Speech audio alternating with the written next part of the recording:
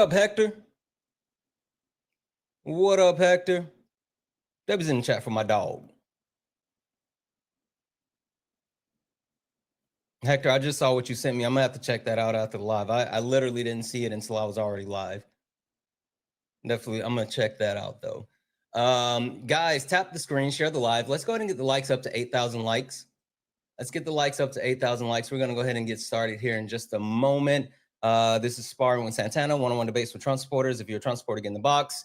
Tap the screen, share the live. Let's go ahead and I'm going to keep resetting the daily gift goal to these little 1-cent gift goals. If we can knock them out a couple of times, that'll help push us out to the FYP. And also send your daily heart me. Send your daily heart me. It's only 1 coin. It'll boost the live. Let's see here. Make sure you go back in and claim it as well, guys. I don't know if people know this, but when you actually send your daily heart me, you have to go back in and you have to claim it, but then you get to claim all kind of cool stuff, right? So you get to claim if you make a comment, if you send a gift when you send the daily heart me. So make sure you go in and claim all the stuff.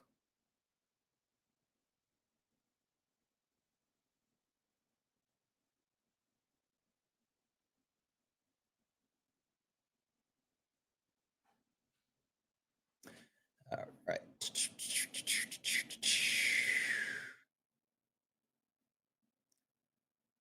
Where's my comment? I just sent it. Hold on. Where'd it go? Where'd it go? Where'd it go? Where'd it go? Where'd my comment go? That's weird. There it is. I see it here, but there we go. Pin it. Boom. All right. Why is it not pinned?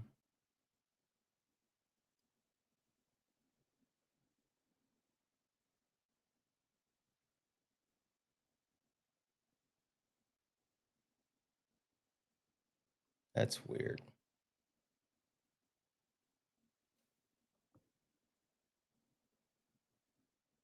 I don't know why I don't see it. John Jones then just blocked me. Get out of here, clown. Like, it's weird that you come in here and you say blocked. Nobody gives a, I don't give a shit. No one cares. You're not special. Anyway, we're going to go ahead and kick it off. We're going to get started. If you're a Trump supporter, get in the box. We're only looking for some debates. Keep tapping the screen, share the live. Let's get the likes up to 10,000 likes. Send your daily heart me, knock out the gift goal. Let's go. You stepped in the box. Now you're Thank in you, the Cat ring. Mom. Ain't no hugs here. You better take your best swing. Mike Hot, who wanna step in the flame? This ain't a debate, this a mind game.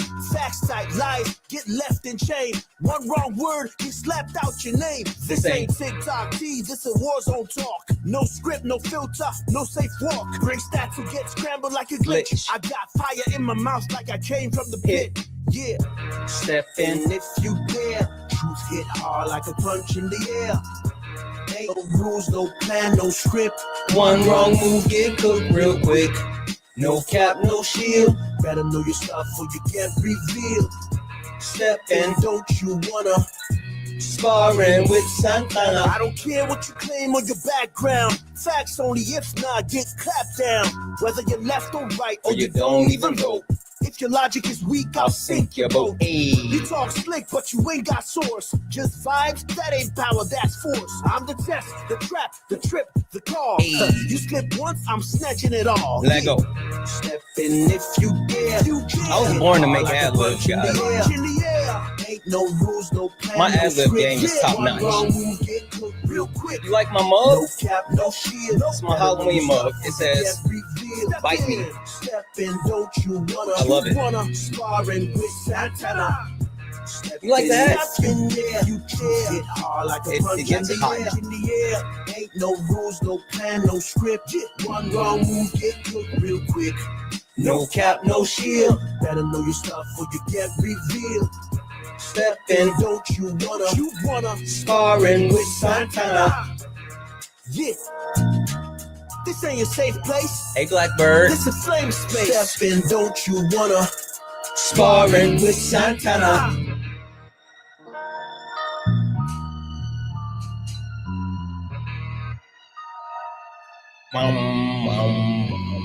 Guys, welcome in. This is Sparring with Santana, one-on-one debates with Trump supporters. If you're a Trump supporter, get in the box. If you're someone that supports Donald Timothy Trump, get in the box. We're only looking for some debates, guys. Please don't request up if you are not a Trump supporter. We're not talking to friendlies. I love you guys. I do. But listen, you guys are here for some debates. I'm here for some debates. Hopefully Trump supporters are here for some debates. I kind of doubt that they're here for some debates, but we're here for some debates. So let's see if we can get some debates. With that being said, tap the screen, share the live, do all the wonderful things. Send your daily heart me. Can we knock out the 1 cent gift goal? I'm going to keep resetting the daily, the 1 cent gift goal to try to get more push to the FYP. So I need you guys doing all the wonderful things. Let's see here. 45, 47. Dad bod, how are you? Hey Santana, how are you doing today? Good. Are you a Trump supporter? Good. Yes, sir. Okay. All right. Do you actually have a dad bod, or is that just like a catchy name? The wife would probably say I do, but then I would say that I don't. It depends. Perspective is always, it differs. It depends on the person. So. Do you have like, not to get too personal, but like more like a running back build, kind of like stocky? No, I would say like quarterback. It's not a dad bod. No, I know it's just me being silly. I'm being sarcastic. Question. Before we go too far, do you know who I am? Yeah, I've watched a few of your debates, and I think you've actually been on Adam Cray before on his panel host. I think. Yeah, I've hung out. Yeah, and I think also, if I remember correctly, I'm pretty sure Dean has hosted you as well, Dean Withers. Yeah, that's my little brother. Yep. Okay, perfect. I've been on his panel a few times, and then also Parker, and then Adam. I tend to have the best conversations, I feel like, with Dean though. Okay. Interesting. All right. Well, hey, how about this? If you don't mind, let me give a proper introduction. I mean, I know you know, but to everyone, so they know who I am and what this is, if that's okay with you. Absolutely. All right, let's go. Ladies and gentlemen, welcome to the main event.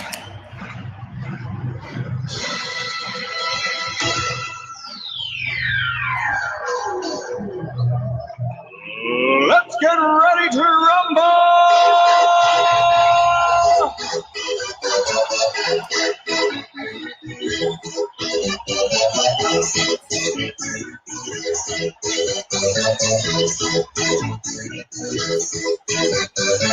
Y'all ready for this? Guys, welcome in. This is Sparring with Santana, one-on-one debates with Trump supporters. If you're a Trump supporter, get in the box.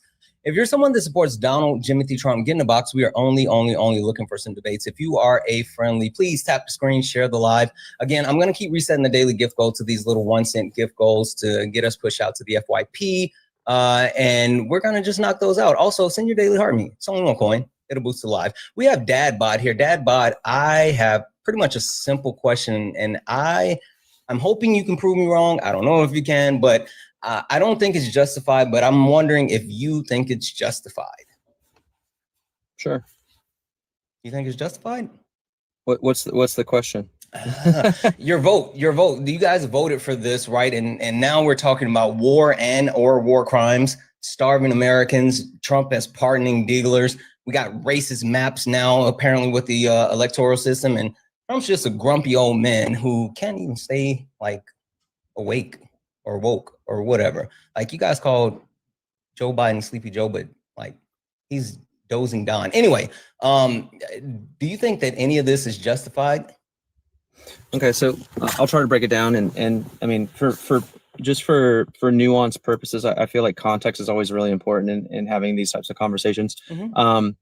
First and foremost, I don't agree necessarily that and some people might like this, some people might not like this, but I'm not someone who thinks that we should have a sitting president over the age of 60. That's just my personal opinion. Wow, 60. You know what? I was gonna say, you know what? I can get with it. I was gonna say, I don't know if I've ever thought about the age, but like, okay. Anyway, I'm sorry. Go ahead.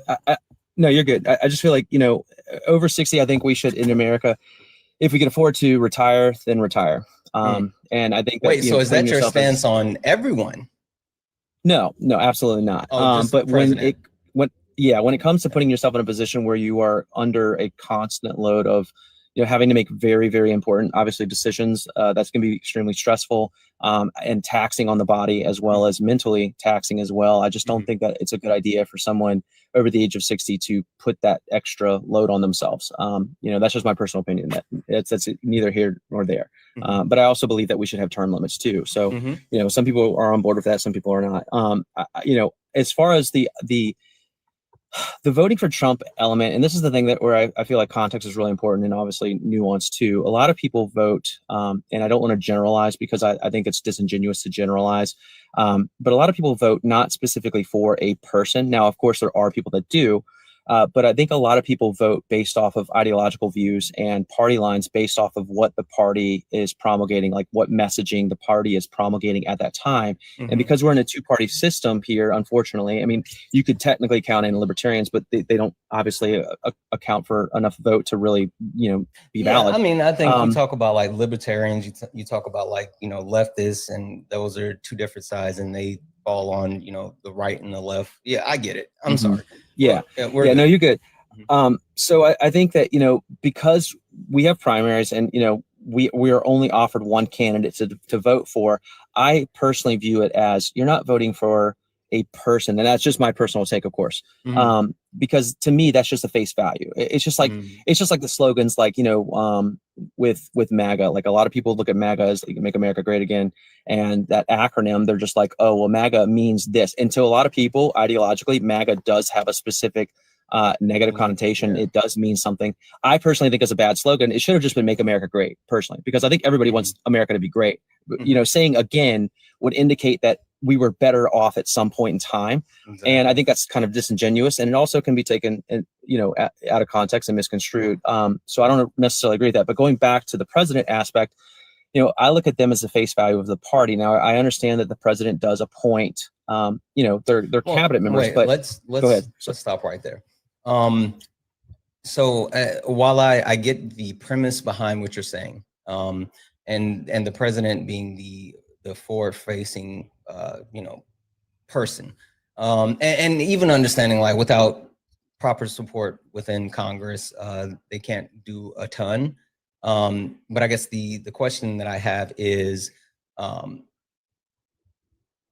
does the actual person and what they bring to the table in multiple aspects, whether it's baggage or ability or inability, does that not factor into your decision? It does to some extent. Two things can be true at once. You can like certain elements of a person, and then you can also dislike certain elements of a person, because obviously we're all fallible, and there are pros and cons of everyone. I mean, no one here on earth is perfect, of course. And so I look at, any candidate specifically. My personal take on it is, I'm not going to vote for a candidate based on, superficial things like skin color or their popularity or their demographic as far as how much money they have or whatever it may be. I look more so things along the lines of like what their voting policies are, what accomplishments they've gone through in life, what endeavors they currently have, what policies they're trying to currently push or promulgate. Those are the kinds of things that I look at. But and then I kind of their character doesn't matter to you. No, it does. The content of the character absolutely matters to some extent, but I also look at it again, like what you were saying, the cabinet can push back. And obviously we have a judicial system of checks and balances where the president specifically can't, there's a reason why we have three judicial branches and we have checks and balances, because it's to safeguard us from the president, making horrible decisions. Like, let's just say we have the worst president in history and it makes all these terrible decisions. That's why we have checks and balances. But I look at go ahead. I'm sorry. So like, all right. So let's stop, because in principle, in theory, what you're saying is accurate and it's practical, right? But then when we see the shift that's occurred with the Trump administration, and then also with the I don't know why that keeps popping up. Sorry, with the actual current bill that we have, when you talk about the House, right? Mike Johnson has literally acquiesced the power of the House to Donald Trump. So it's not a sense of like having co-equal branches, right? I mean, you take a look at the Supreme Court. And you can even take a look at like the emergency hearings that Donald Trump has requested, and the fact that the last time I checked, it was like only 4 decisions out of like 31 that, yeah, something like that, where they had not actually ruled in Trump's favor.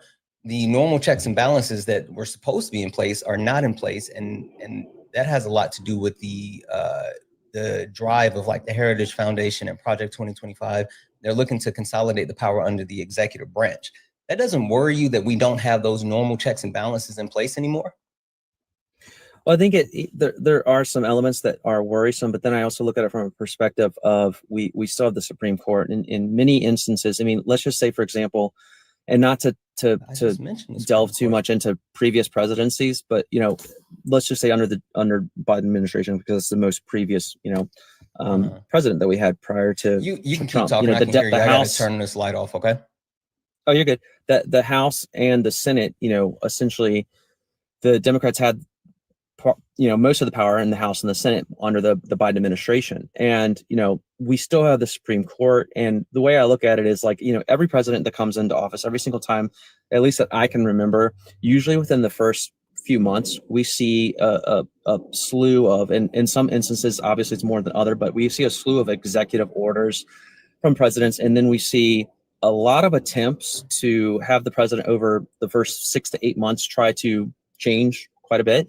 And some of those things will get through, obviously through bills that are being passed through the House, but then, they still have to go through the Senate. And then sometimes, in some instances, some of these, cases have to go to the Supreme Court. So we're still seeing scenarios where, it might be troublesome to some to look at it and say, oh, Trump's trying to consolidate power in this instance. Like I think he has right now, at least the last time I checked, it was like 54% of the Republican Party is pretty much lockstep in line with him right now from an ideological perspective, and then what he wants to do.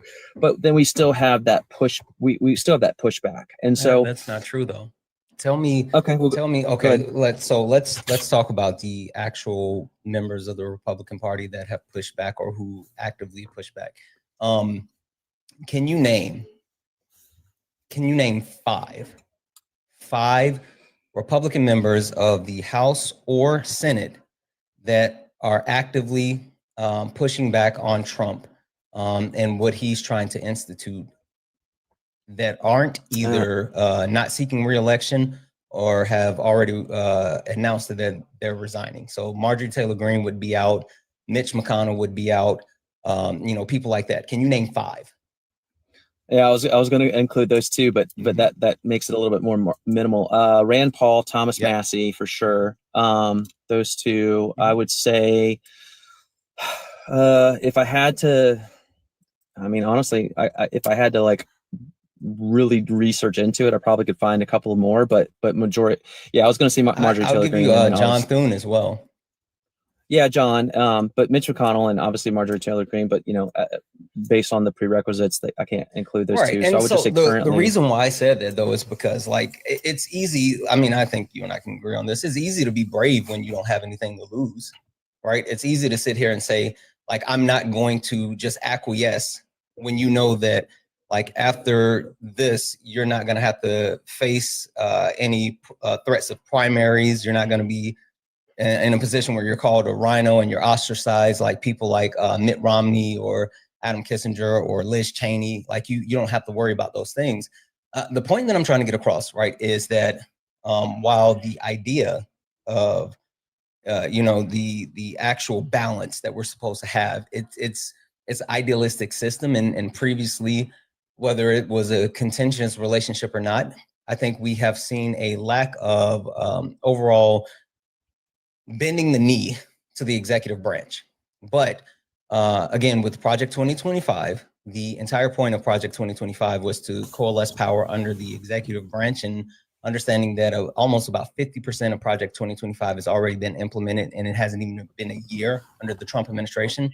They're driving all of the power to consolidate under Donald Trump, which is going to give him even more leeway. Right. I mean, the Supreme Court isn't stepping in and stopping him on anything. Like they keep accepting emergency hearings for like anything that he wants. And that's a huge problem.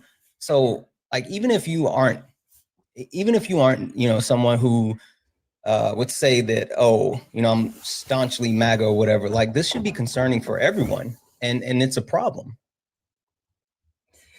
Yeah, I would, I'm not too, I can't speak on Project 2025 too terribly much because I'm not intimately familiar with it.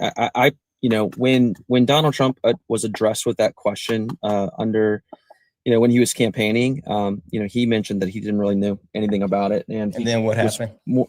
He was more so promulgating Agenda 47. So I looked at Agenda 47 more so, but there obviously, I know there were obviously ties into that with not just I forget ties. the I mean, again, they've implemented almost 50%. They've hired multiple people who either wrote, co-authored, or had a portion of Project 2025.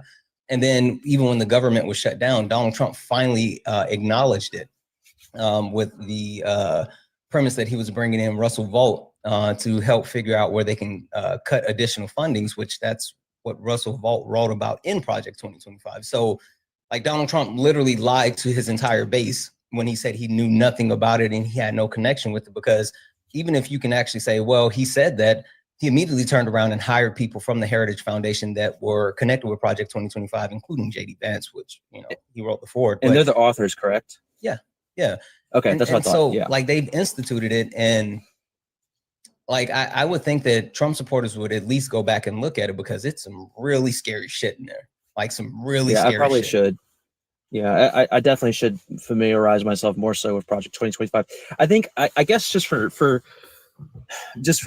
context purposes and transparency reasons, I think me personally, I look at it from a perspective of we have kind of like an ebb and flow or a pendulum, and we tend to see based on obviously who's currently in power, specific ideologies and specific movements that tend to get momentum, and then whether it be people just get tired or fatigue or whatever it may be, or that the individual just loses power over time, but a lot of these movements tend to kind of just die off. And I'm not saying specifically, I get it. That's I'm not saying that that's what will happen, because obviously I don't know the future, but I just think that like the whole Make America Great Again thing, and I'm not trying to insult anyone or their intelligence, but I think a lot of the people that are ideologically married to that, they don't understand politics, and they don't understand.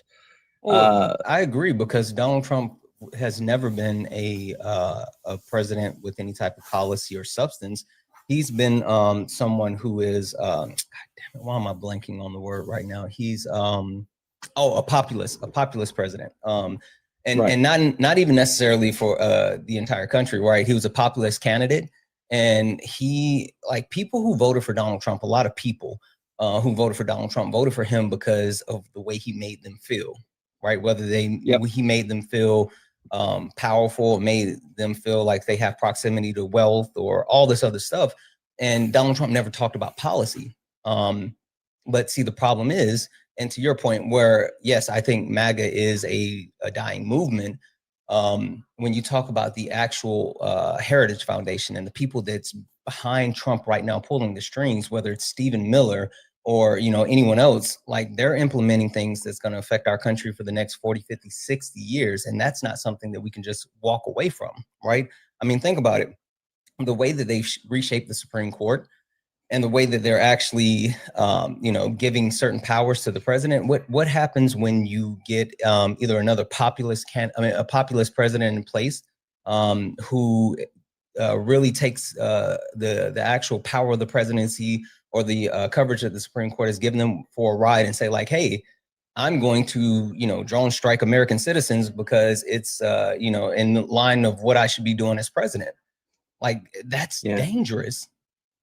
But we have had that happen before. I mean, we did have an American citizen, drone strike before under, Obama. Like friendly fire. I get it. Yeah, it's a whole thing. Yeah. But the point that I'm making though is like actively sending, like, yes, Donald Trump is using the military against the American people. But what happens if someone actually like goes full force and does it?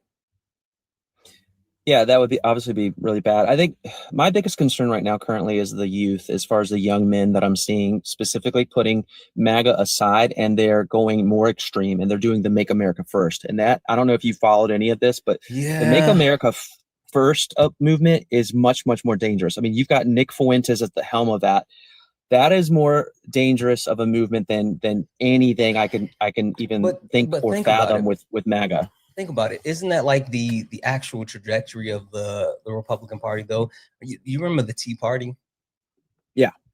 The Tea Party was MAGA before MAGA, right? And the people from the Tea Party kind of morphed into the people from MAGA, and now you got people from MAGA morphing into the American First crowd and all this other stuff. Like it's an interesting dynamic. And then, but when you actually have people like Nick Fuentes is a pseudo intellectual, right? Someone who pretends to be smart, but it's not really smart. But he is kind of a cult of personality, and that's a dangerous situation when you have people who aren't trying to critically think or trying to really process things, and you have people who just are willing to accept those things. They're looking for something, they're looking for someone, but that tends to be the right? I mean, like, can we be honest? If you look at the actual voter base in the blocks and you take a look at the educational background, I mean, statistically speaking, people who vote on the right are less educated than people that tend to vote on the left. And not saying that they're stupid, but like a lot of them seem avert to critical thinking, and that's a problem. Yeah, I would agree that, obviously based off of statistics, the left have, higher elements where they have actual educations and degrees. But I also look at it from a perspective of critical thinking versus common sense. And not to say that obviously you can't have both, but I know quite a few individuals that, one of my best friends, for example, went to Cornell in Ithaca, which is Ivy League, and he does, logistics board programming for the government, yada, yada. Anyway, very, very smart individual, high IQ individual, but lacks common sense. And so because of that, sometimes makes some really poor decisions, just life decisions. And I look at that, again, I'm not saying that an individual that has, a degree can't obviously have both, because we all have elements of common sense. But I think that, a lot of Americans, I think one of the reasons why Trump specifically, if we're going to, base this around Trump, resonated with a lot of individuals, specifically men. It seems that more so as men that he resonated with. But you know why, right? Because of the messaging, obviously. I mean, what he was promulgating. He came across as like a lot of people, like at least just within the circles. I'm just speaking on personal opinion because I can't, again, generalize, but just personal circles of pockets where I'm at. I'm in Virginia, which we're relatively blue / purple state. Yeah, so I would say purple for sure now, at least. Yeah, for sure. But a lot of people that talked about Trump, what resonated with them initially, it wasn't the fact that he used to be a Democrat. It wasn't the fact that he ran for the Reform Party before he ran Republican. It was because they looked at him and they said, you know what, this guy seems to be someone who has, business oriented thinking. And we're tired of the element of what a stereotypical president would be. And so they looked at that and they said, hey, you know what? That's where they ran. That's asinine in for a couple of different reasons. Right? It is, because the country isn't a business. Like the people who scream, "Oh, well, the country is a business," like that's stupid because it's not. Right? I mean, the fact is the country is not supposed to run at a surplus as far as ending the fiscal year with a plus amount, but even more so with businesses, they're beholden to like their CEO, their stockholders, their board of directors, where the country is supposed to actually do what's best for their citizens, right? And so what's best for their citizens isn't always going to be what's best for like the top 1% and blah, blah, blah, blah, blah. That's like saying the companies are supposed to, or companies actually directly do what's best for their employees, right? So like there's a separation there, but even more so, like Trump is a horrible businessman, like really bad.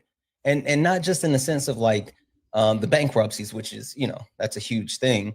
But Donald Trump is someone who has shown that like, did you know, one of my like favorite fun facts is, did you know that if Donald Trump, with the money that he inherited from Fred, if he would have just take that money and dumped it into the stock market and never did anything else, never went down the golden escalator, never, opened up towers and all this other shit. If he would have just took that money, put it in the stock market, he would be richer today than he is.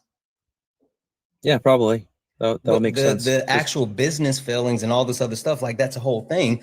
But even more so, while I say this all the time, Donald Trump is a horrible businessman, and this is someone who, like, I have multiple degrees within business. Donald Trump is a hell of a marketer, right? Like that's his bread and butter, marketing. And his name, his brand is his name, and slapping his name on stuff is where he generates revenue. But actually maintaining and you can't name one successful business that Donald Trump has started and continue to manage. And so people thinking that he was going to be successfully managing the country as a business, like that's a horrible. Unless it's his name. Yeah. Because that I could say he's done well with. But that's, again, that's branding. Like he's a marketing genius. Like I will give him that. Like he's a grifter. People love to say like people on the left grift or whatever, but Donald Trump is a true grifter. Whether we talk about Trump knives, Trump steak, Trump water, Trump vodka, Trump university, Trump the board game, Trump watches, Trump cologne. Like I'm telling you, he's a fucking grifter.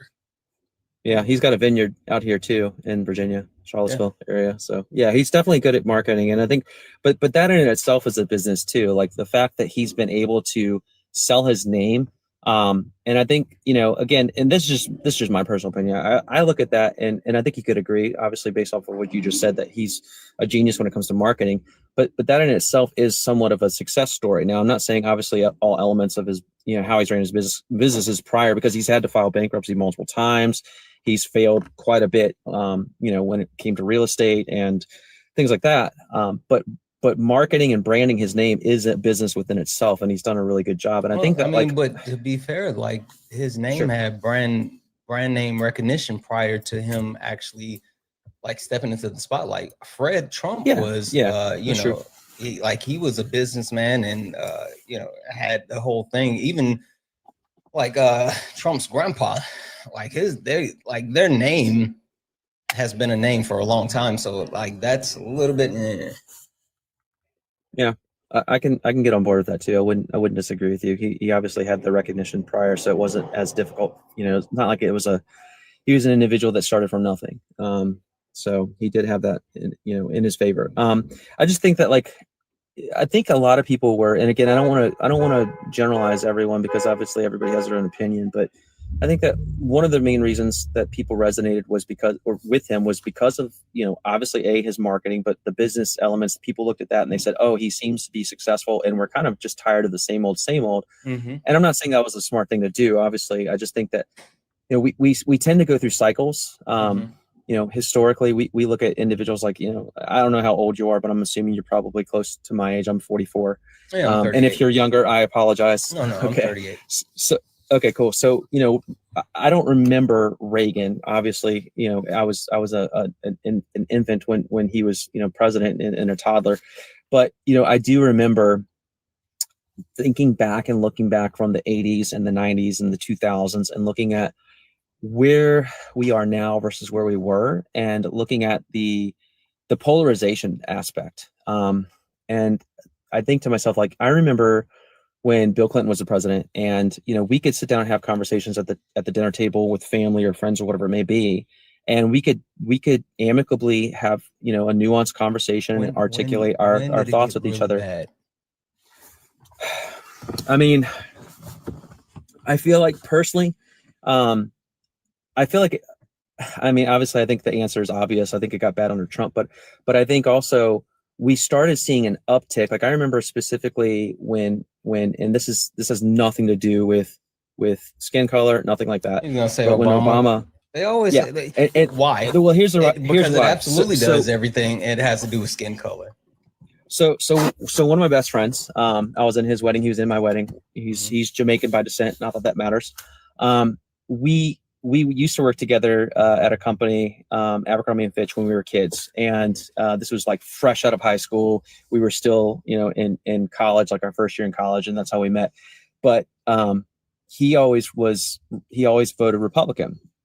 And he was from, like I said, Jamaica originally, but he grew up in Germany because his father was military. And so they always voted Republican. And when Obama was running or campaigning, I remember we had a conversation, and he and I sat down and we were talking about it. He was like, "Hey, you want to go to this rally that Obama's having up in DC? I really want to go see him." And I was like, that was the first time that I actually kind of thought about, the impact of the president and just all of the elements around the president as far as like why people voted based off of, whatever they voted for.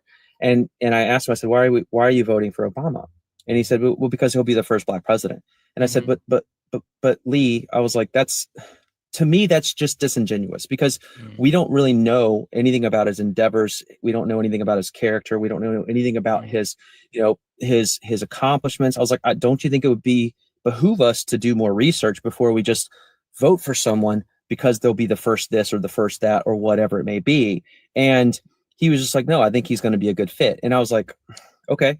And that was fine. Wait, so I wasn't angry about it. So let's pause there for like half a second, right? Sure. Before Barack Obama, how many of the presidents that we've had within our country, how many of them were white? All of them. Cool. What about how many of them were men? All of them. Okay, cool. Is our country a country of only white men? No, of course not. Okay, so with that being said, understanding that even like if some people justification is like, I'm going to vote for him because he's Black, or some people justification for voting for Kamala Harris was, I'm going to vote for her because she's a woman or whatever.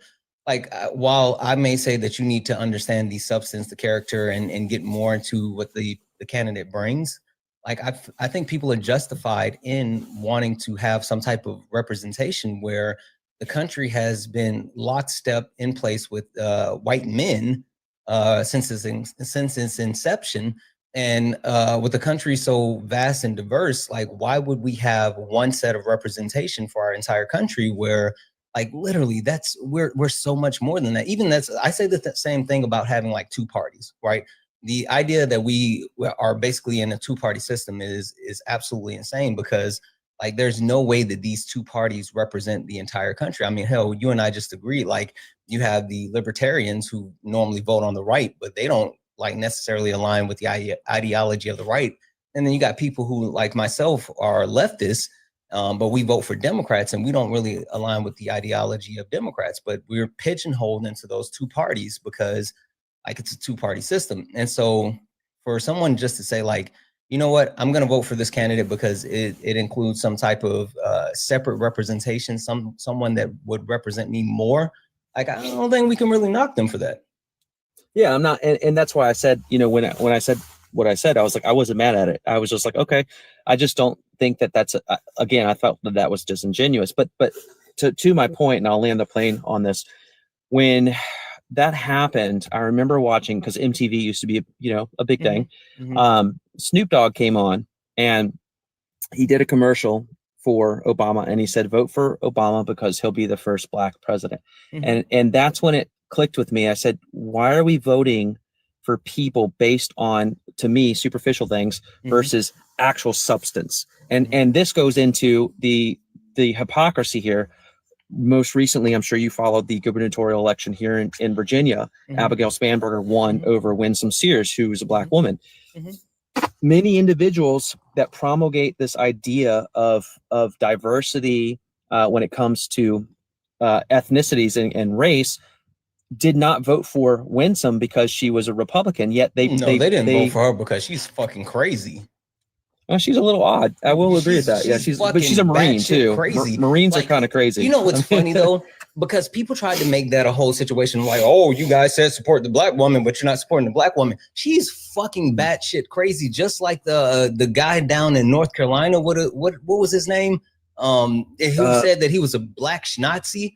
Like the funny thing about certain like black conservatives, in order to actually align yourself with the actual Republican Party, especially where they are in the day and age, Mark Robinson, the day and age that they are today, you have to completely be off of your shit and willing to sell your soul, because sorry to say this, well, not sorry to say that, like MAGA doesn't represent anyone except white men, right? Like everything that they do benefits white men. You can even talk about like the fact that now there's a movement within the right side of the party to strip away women's rights to vote, right? They're advocating for a return to the policy where the men, the head of the house, where they get one vote, and the women have to, like, by proxy vote through the men. You can talk about the actual restrictions that they're targeting with the queer community. Of course, you see what they're doing to transgender people. And then also, like, there's certain Republicans advocated or tried to push it up to the Supreme Court, and the Supreme Court rejected it. But to try to overturn Obergefell for gay right marriage. You can talk about like the actual impacts that this administration has had on veterans, right? Like getting rid of certain aspects of the VA, including the emergency hotline that helps, unalivement prevention or whatever. So like literally this administration is specifically only doing things that's going to benefit white men. And so if you're willing to align yourself with this and you're not a white man, like you got to be a little bit off. Yeah, but to be fair, though, I mean, pre-Obama, that was kind of the quid pro. Well, I'm having a brain fart. I do that all the time. Yeah, with the Democrats too. I mean, prior to Obama, it was always the white man, and it didn't matter if it was Republican or Democrat. And even here in Virginia, prior to Governor, Arthur, no, what was his name? I should know this. For let's see, I can't remember his name now. Wow, I'm having a brain fart. I apologize. But we did have we had a black governor. Like it's been probably eight to 10 years now. The one thing that I have a call out for though is like the majority of the country as of right now is still white, right? Like that's the majority party within the country, and so every political, no matter which political party we talk about, the Republicans or the Democrat, or whatever president we talk about. Has been powered by white people, right? Because they're the majority of the people in the country. But when you talk about the actual, like this last election, do you think that Donald Trump is the greatest Republican president that you can think of? Like if you had to say, like, this is the shining representation of what I think the Republican president should be. Or like, this is my number one draft pick. Like we're picking, this is my Kobe Bryant, my Michael Jordan, my LeBron James of Republican presidents. Would you say that's Donald Trump? So currently I couldn't say yes, because he's still president. And I think that there's plenty of time for him to make more mistakes. In a silo. But I would say thinking about his first term, thinking about what he represents, what he stands for, and like up until today. Right, not even necessarily thinking about future. Okay, yeah, I would say no. I would say that would be Reagan. I would say Reagan as well. Like, but okay. So what about just based off of his first term? Would you say that? Not even necessarily forget his second term, just his first term. Would you say that? No, because he had a lot of fallings and missteps in his first term too. Okay. Did you know that white men showed up and voted for Donald Trump at the highest clip for Donald Trump than any other president in United States history? Well, yeah, but that was also because of low propensity voters. I mean, a lot of individuals that like low propensity that didn't vote prior voted this last election. No, because there wasn't a massive separation between what Donald Trump, the votes he got in 2020 versus 2024. It's not like, he got like millions and millions of new votes. No, it didn't. I think, what was it, from 74 to 77 or something like that? It was like 2 to 3 million top, right? So it's not like it was a massive shift, but white men. But didn't he have a higher amount of black men voting this past election too for him? Yeah, I mean, statistically he did move the margin some on each category. It's like not a massive shift, but the point that I'm trying to get across though is like white men specifically showed up to vote for Donald Trump, unlike they voted for any other president in United States history, right? Which speaks to the fact that these people that voted for Donald Trump wanted to protect their spot in the patriarchal system, right? They saw the the future where there's a black woman that was going to assume the highest seat in the land, and certain white men said that they can't have that, right? They literally stood there and said, if this black woman gets this office, then I won't be sitting at the top of the food chain anymore. And that's why that's why they showed up and voted for Donald Trump the way they did. Not each and every one of them, but like you and I just agree. Donald Trump shouldn't hold the record for the most votes from white men ever. Like, that doesn't even make sense. Yeah, I think, and again, and I'm glad that you did say that, not all, because I don't want to generalize. I mean, white generalization is not but I do think that some people voted, against or not for Kamala prior. It could have been because of the color of her skin. Sure, absolutely. I'm not going to take that away from you. And because she's a woman. But it also exactly because she is a woman. Exactly because someone voted for, but like, how many people I talk to and they're like, oh, I voted for Obama. And then I said, okay, well, who'd you vote for in 16? Oh, I voted for Trump. Okay. Who'd you vote for in 20? I voted for Biden. Okay. Who'd you vote for in 24? I voted for Trump. Oh, so it's not about race. You're a sexist, right? So like, when you think about this country, our country has original sins. There's a couple of original sins, and our country is bloodstained with the original sins. Whether you talk about the slaughtering of indigenous people, the enslavement of Black people, the actual way that the country built itself or maintained itself on the back of like immigrants with, Asian people, Italian people, and then also like now with, brown people, undocumented immigrants. But like, this country was made for white men that own land.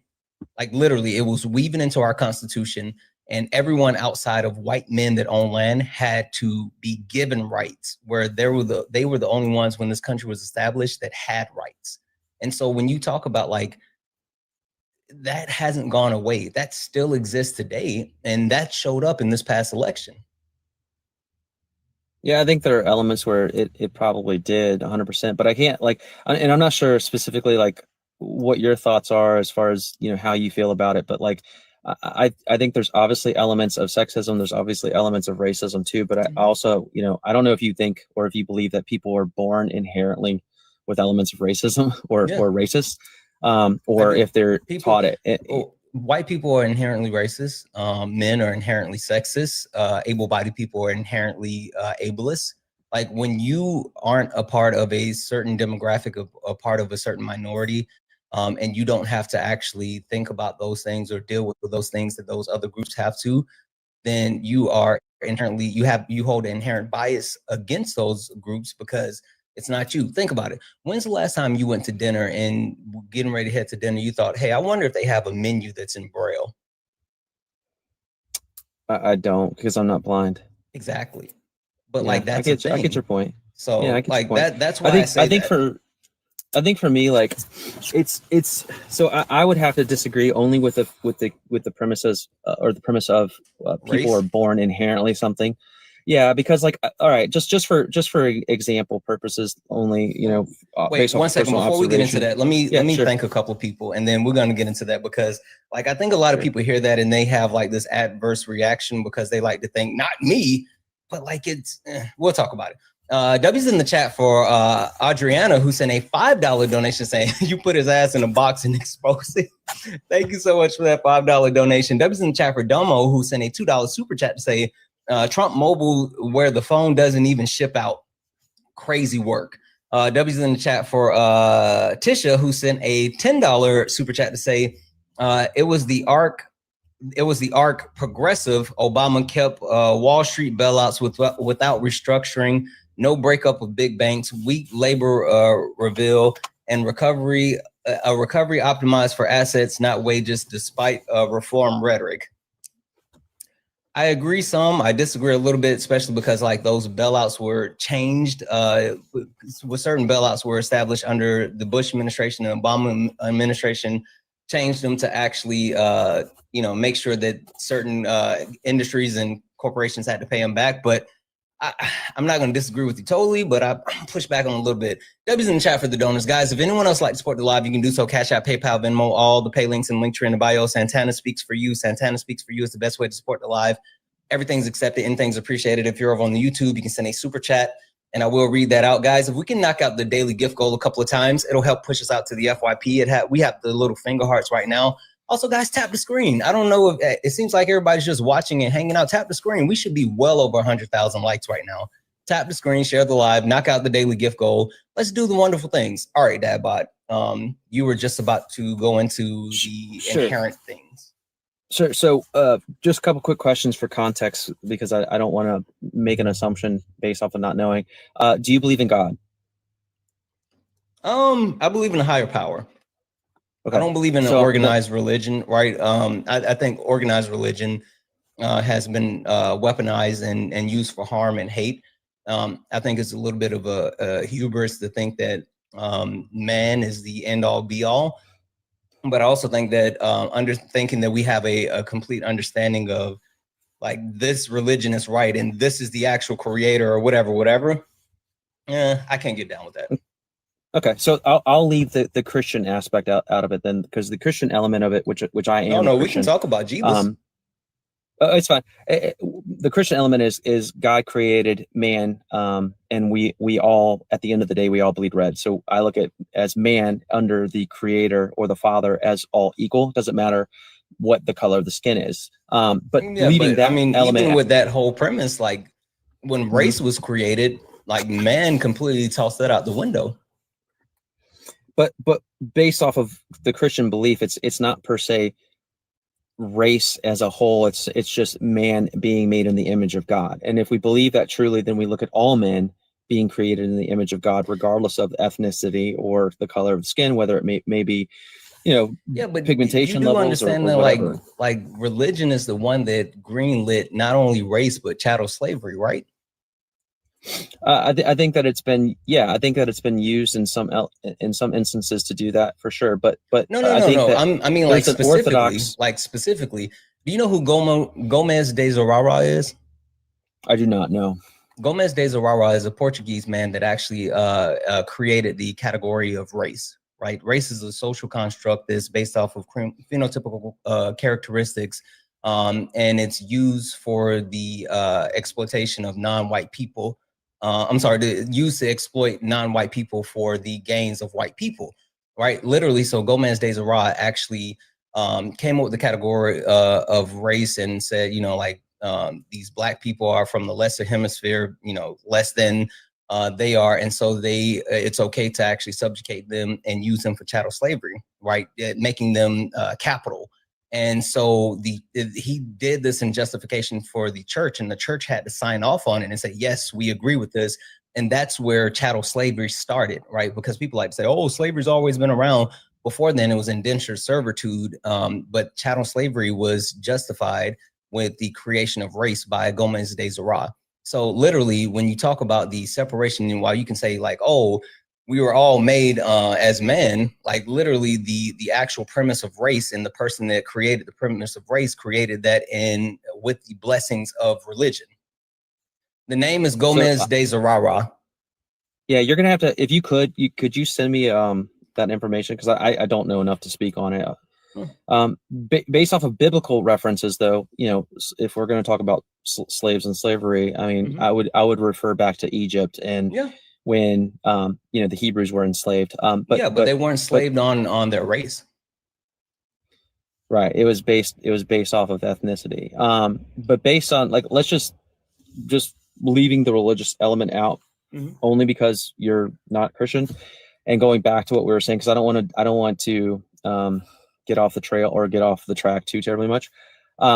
Based off of race, for me personally, I don't think that we're inherently born something. Because have you ever seen, let's just for say for observational purposes, have you ever seen 3 and 4 year old children playing together on a playground?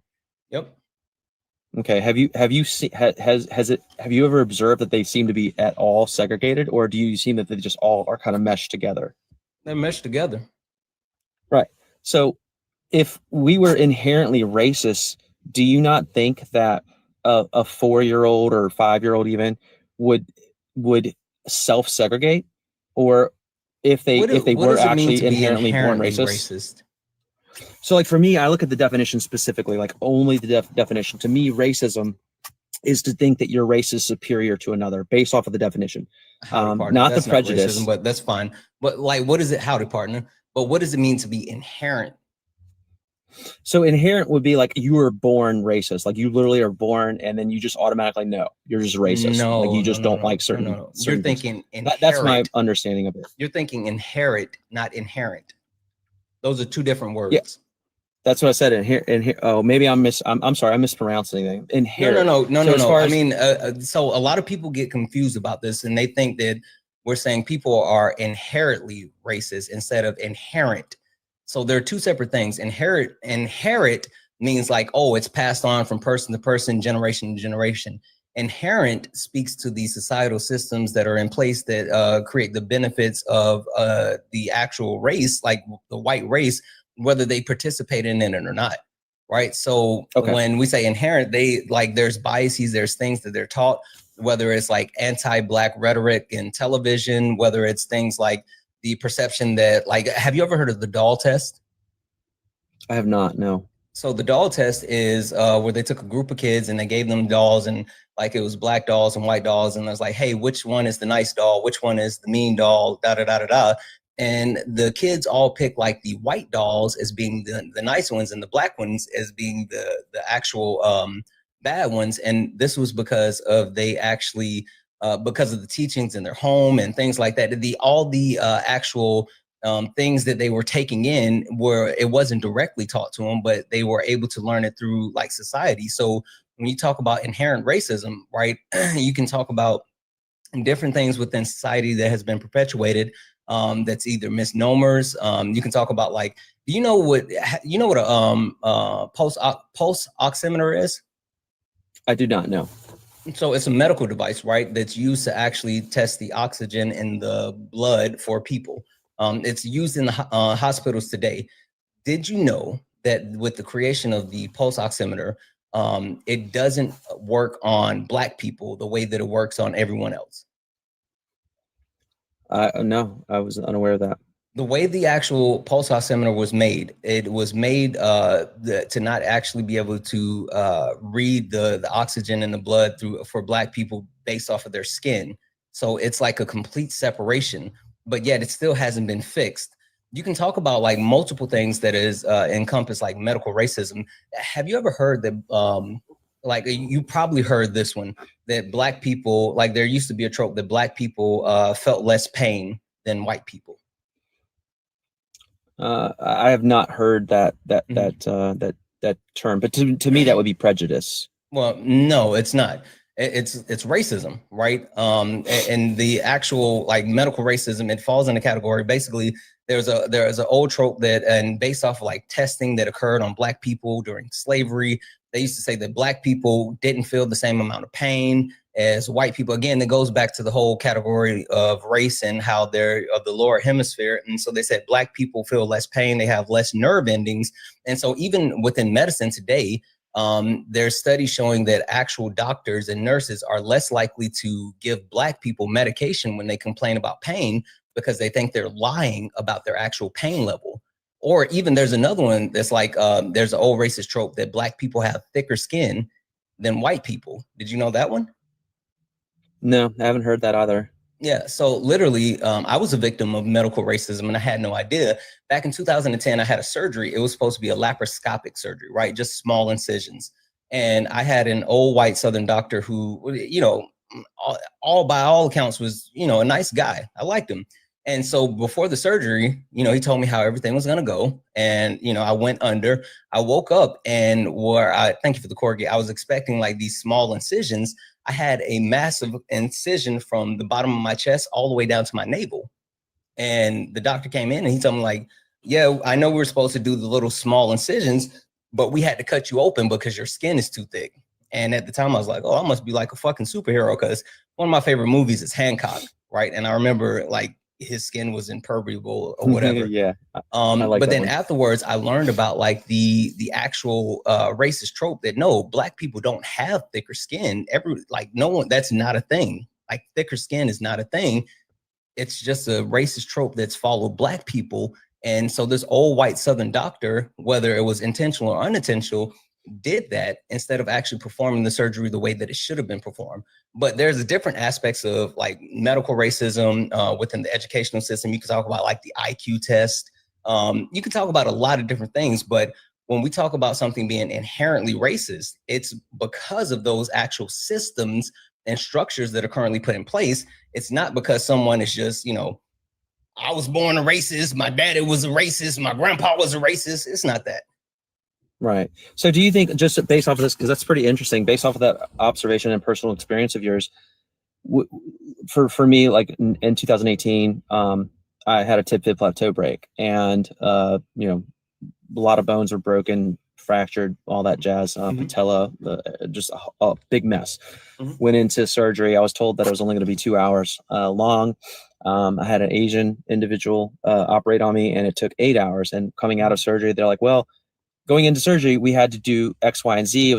It just took longer than what we anticipated. We had to do more cuts. There was more damage than what we initially saw. But do you think that like that same concept could have occurred with you too? Like maybe, just during your surgery, something came up and they realized that maybe you actually had something different than what they were anticipating, or you. I mean, the start of my surgery was making the incisions. It's not like they started the surgery and they got in there and are like, oh, this guy, we thought that he tore his ACL, but he tore his ACL, MCL, and PCL. We need to clean it all up. No. It's like he went to make the incision and was like, this is not gonna work. Cut him open. Like that. Okay. That's what it was. And there's a huge difference between having a surgery and getting in there and realizing like this is not what you expected versus like, yeah, it seems like his skin is thick. We're just gonna completely slice him open. I feel like you could sue though based on malpractice because of that. Yeah. Well, I don't know. Again, it's not something that I knew at the time because again, I didn't know what medical racism looked like. I didn't know that I had been a victim of medical racism. And obviously I don't even know, I can't say for 100% that he was actively trying to perpetuate racism, but it's an old racist trope that has continued to persist and affect Black people. And this is something that goes all the way back to slavery. That's fair. I wouldn't debate that. I think that's a fair assessment. Based off the oximeter, is that what you said? If I remember, the pulse oximeter, yes. Pulse oximeter. Do you think that has anything to do with the melanin levels and the vitamin D element? Yeah, it absolutely does, but they haven't tried to actually fix that equipment. And so Black people are negatively impacted by the pulse oximeter, and their readings are off. And it's something that's known within the medical community because they've done multiple studies on it and they found the flaw, but they haven't fixed it. So if they know it, like, and I don't know, again, they meaning I'm assuming like your primary care physician, things like that, right? If the medical community is aware of it and they haven't fixed it, do you think that maybe they just haven't fixed it because of the cost effectiveness, and they just say, well, we already know that it's flawed, therefore we can take that into consideration, and what's the point of spending the extra money and fixing it when we already know? Do you think that they would say the same thing if it was happening to white men or white people? I mean, I'm a pessimist. That. I would say yes. No, that's just absolutely me. Not. Absolutely not. I think people are tight. Think about this. Have you ever heard of MS? Yeah. Okay. Multiple sclerosis, MS? Yeah. No, not multiple sclerosis. What is it? Hold on. Let me get the actual name. Sure. Sorry, 1 second. No, you're good.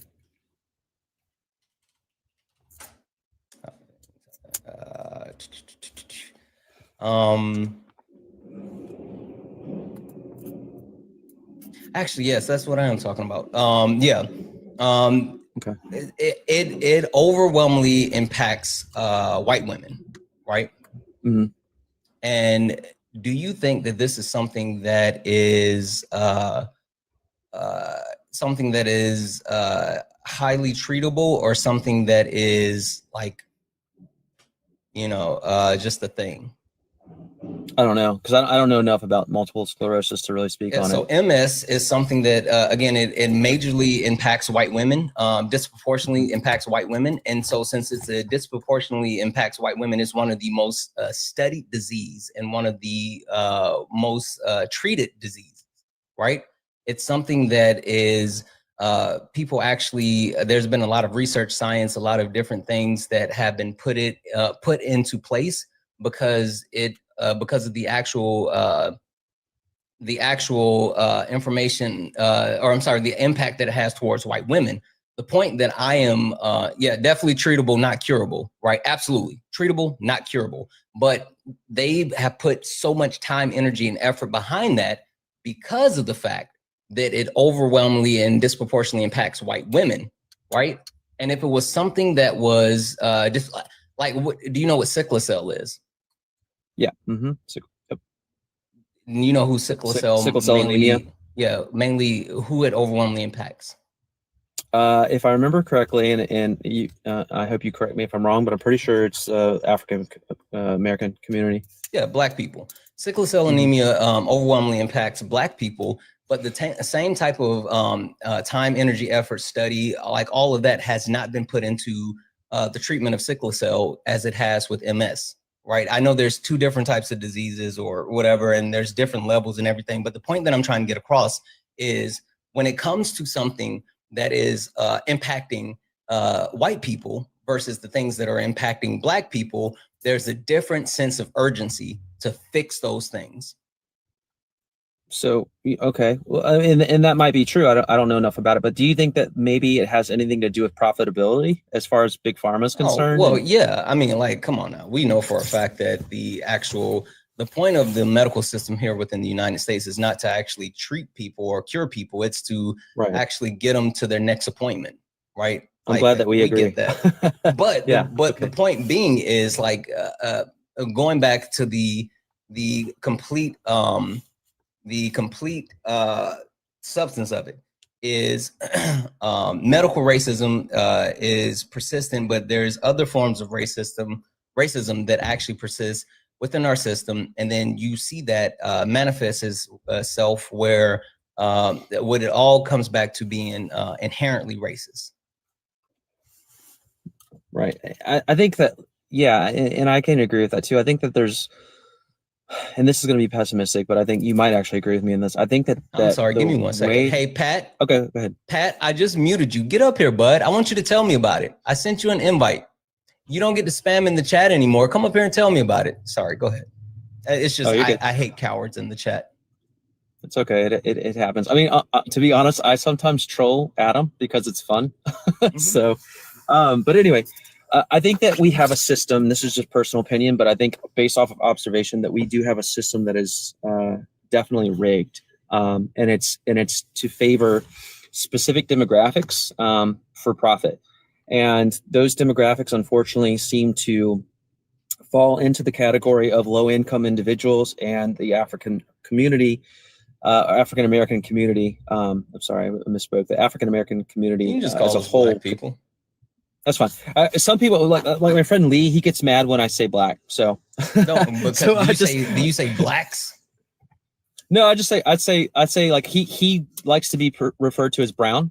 And to me, like I think brown as I look at it from pigmentation perspective, and since he's extremely dark, I've just, but he doesn't like being, he just doesn't like that. So I do what he asked me to say. I'm sorry. Are you good? Something mom or whatever, who said that you keep spamming that we're wrong and we said they're not looking for cures? When did I say that people aren't looking for cures for MS or for sickle cell? Like I never said that. Did I say that they're not looking for cures? No, you did not. I literally didn't say that. So maybe you should actually either pay attention or go back and listen, but that's not what I said at all. I said the level of attention and treatment that it's actually different depending on the impacts on the different races. So I'm not sitting here saying that they're not. At no point have I ever said that people aren't looking for cures for anything. But if you want to talk about our medical system as a whole, yes, I think the way that it's set up within the United States, it's not about actually curing people. It's about getting them to the next appointment. And while individuals might want to cure diseases and cure issues that we have, the capitalistic society that we live in, big pharma, they don't give a shit about that. They just want to actually make money. So that's my point. Yeah. And while we have this pause, I'm just going to say a couple of quick thank yous because like we're already here. W's in the chat for Megan for the $1 donation saying, aren't post-operative pain medications prescribed at a lower dose, fewer pills, and less frequency on average for Black people than white people too? Also true about versus women and men. Yeah, no, it's absolutely true. Like that's absolutely true. That's a whole thing. Also, W's in the chat for I'm just gonna call you Josh. Josh sent a $10 donation saying kids that age do that. Black kids never have the thought of commenting on white kids' skin across their mind, so they're always being mean. But they are unintentionally isolating children and or calling them out. Yeah, I mean, like there was a complete study that was done on that and a breakdown, and it was like shown to the parents. It's like it's a whole thing. It's super interesting. If you haven't seen it, go check it out. It's called the doll test. W's in the chat for the donors, guys. If anyone else like to support the live, you can do so. Cash App, PayPal, Venmo, all the pay links and links are in the bio. Santana speaks for you. Santana speaks for you. It's the best way to support the live.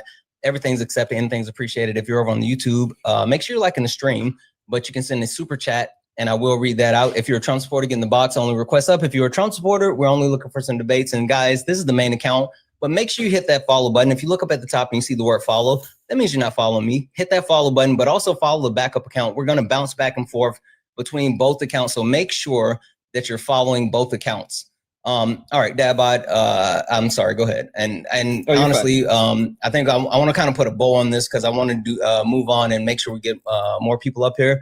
So while I've enjoyed, having this conversation, I don't want to drag it off for too much longer. No, absolutely. I agree with you. I think we've actually had a really good conversation. And I do agree with you as far as I think that we disproportionately are targeting specific demographics when it comes to, pharmaceutical companies and things like that coming up with cures. And again, I'm not saying that we're not looking for cures. I just think that we're definitely impacted and we have a system that's rigged. Yeah, no, we agree on that. I would like to just to close because, I feel like obviously we don't agree on everything, but you're probably one of the most nuanced individuals that I've had a conversation with, a good faith conversation with, and you've been very pleasant to speak with. I would love to have another conversation with you down the road. For sure. Maybe specifically, at least going into a little bit more some of the race elements, because I think we have a problem when it comes to fixing that problem. I don't know how we would do that, but I think that's another conversation. You do understand that it's been perpetuated by the Trump administration, right? Yeah, I think it's perpetuated not just by the Trump administration, but like as a country as a whole, with the way our systems are currently set up. That's the inherent racism that we're talking about. But specifically, Donald Trump has has surrounded himself this term with white nationalists who specifically they subscribe to the replacement theory, the great replacement theory. Do you know what that is? Yeah, I mean, I know not in full, but I do know just the Cliff Notes version of what the great replacement theory is essentially. Yeah, I mean, they think that they have to preserve the fact that this is a white Christian nation, and the trajectory that the white population is on, they're set to be the minority, and it's wild.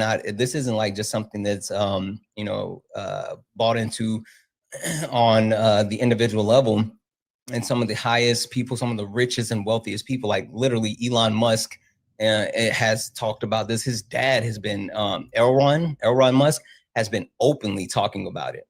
He said that if the United States isn't a white country anymore, then the country's gonna go dark. He said that the country will literally go off the cliff basically if it's not a white country. But the people that have been put in place with the Trump administration have continued to perpetuate the Christian white nationalist ideals, and even more so have tried to actively harm Black and brown people. and they do things by perpetuating the myth that DEI means that you're just giving Black people or people of color things that they didn't earn. They perpetuate the myth of like 1530 saying that 1350 saying that 13% of the U.S. population commits 50% of the crimes. Like they say stuff like these undocumented immigrants are coming into the country and they're raping people and all this other stuff. Like all of this is one, not found in any type of facts. Two, you can disprove all of it. And three, it's just a scare tactic to actually try to preserve a quote unquote white country. So it's a whole thing. Yeah, I mean, I do think there's a lot of fear mongering, for sure. As far as diversity, equity, and inclusion, and then obviously the A element is, I think that some What's people the A take stand it. for? Oh shoot, I think it's assembly, right? Or is it? Oh man, I literally Accessibility. Accessibility. Sorry about Accessibility that. covers people with disabilities. Gotcha. I think that some people, and again, I don't want to generalize, and this is why I'm going to say some people. I think some people take that and they look at it from an element of the what ifs. So, just for example, and I know, I don't want to segue into a whole new topic because I know you want to have other people on. But just the what ifs, like, okay, for example, what if, Jane Doe down the street is hired based off of, X, Y, and Z, and then John Doe down the street is applying for the same position, and let's just say, to make it easier, they're an air traffic controller. They're being hired to be an air traffic controller. John Doe's test scores were significantly higher than Jane Doe's, but Jane Doe was hired over John Doe because the company was specifically trying to meet a certain criteria based off of sex. Then I can see where people would be concerned about the element of DEI. But that's not obviously necessarily the case. Let me stop you for a second. So this is where I say, like, it's fear mongering, right? Mm-hmm. One, what you're talking about is affirmative action, right? People don't understand the difference between affirmative action and DEIA. And people think affirmative action is DEIA, where it's separate, right? That's completely separate. But even more so too, there's no actual policies or practice. There's not one policy, not one piece of law or legislation that has ever been passed to implement DEIA. It's something that is taught to help remove inherent biases. And so while people think that in your situation, people think that's DEI, right? Or DEIA. But what DEIA is in your situation, it's saying that both John Doe and Jane Doe, who both are applying for a position and they both went to pilot school and they did blah, blah, blah, blah, blah, blah. What DEIA would be in that situation is taking their names off of the application, and you just see all the information, and then you pick who is hired based off of just the application. Literally, one thing that DEIA promotes is like blind applications, right? Where you remove people's names and any type of characteristics that would lend to like race, creed, religion, anything like that. And then people make the selection based off of just the information on the paper and not any other distinctive characteristics. Like that's DEIA. So that would then be just from my understanding, that would be then a merit-based system. Yeah. But if that's true, if DEIA is specifically and strictly a merit-based system, then how come there are companies that have publicly announced that they are dropping their DEI platforms? Yeah, because within their companies. Because of propaganda. So like there's bad faith actors, people who have sued companies and based off of quote unquote DEI, right? You can talk about Trump, Donald Trump, and his perpetuation, his attack on DEIA. And that's why you see companies like Target, who preemptively before Donald Trump got in office, removed their DEIA program. But you see what happened when they did, like they lost billions of dollars. They still haven't recovered. But then you can also talk about like, there's this great study that was done by Forbes where they actually studied the businesses that have adopted certain practices when it comes to DEIA within their company. And it's not, hiring practice. It's just the actual practice of the company, right? And they found that these companies are more profitable. And not only are they more profitable, but the work environment is better because you have a more diverse work environment where people are willing to actually work together, accept each other, things like that. So the premise behind DEIA is literally it's a merit-based system where they say who has the best stuff. Everybody put your stuff on the table and we're going to pick who has the best. Now, the problem is, and this is why I keep saying DEIA, it's because Donald Trump and people have propagandized DEI. Did you know that DEI has an etymology? No. Yeah. So before it was DEI, they called it CRT, critical race theory, right? Yep. And so before critical race theory, they called it BLM, Black Lives Matter, right? And before they called it BLM, they called it thug. And before they called it thug, they called it boy. And before they called it boy, they called it the N-word. DEI is used because people want to be able to say the N-word and they can't say the N-word without some type of backlash or repercussion. It's literally a racist dog whistle that people try to utilize. And it's people saying that, it's black people. That's why they keep talking about like it's the color of the skin. That's why when they say, oh, they're a DEI hire, they're a DEI candidate, they're only talking about black people. They literally just want to call us the N-word, but they won't do it because they know if they do it, then there's going to be repercussions. Yeah, I just, unfortunately, I can't really speak on it because I don't know enough about it. But I would ask, just based off of my own ignorance, I would ask the question, though, were some of these corporations that were implementing or promulgating the messaging of DEI or DEIA funded or at least coerced, into doing so based off of incentives? And were they government incentives?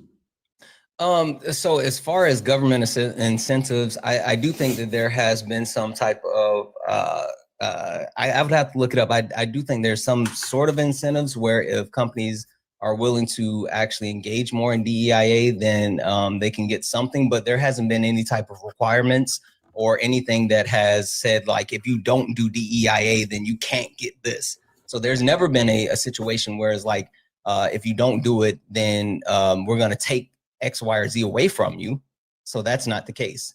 I'm just wondering if that's where some of the misconception has come from, though, because of potentially government funded programs or incentives to these corporations. Well, and I know the Biden-Harris administration encouraged that because again, like, I think people have a misconception as far as like what diversity, equity, and inclusion and accessibility does for people.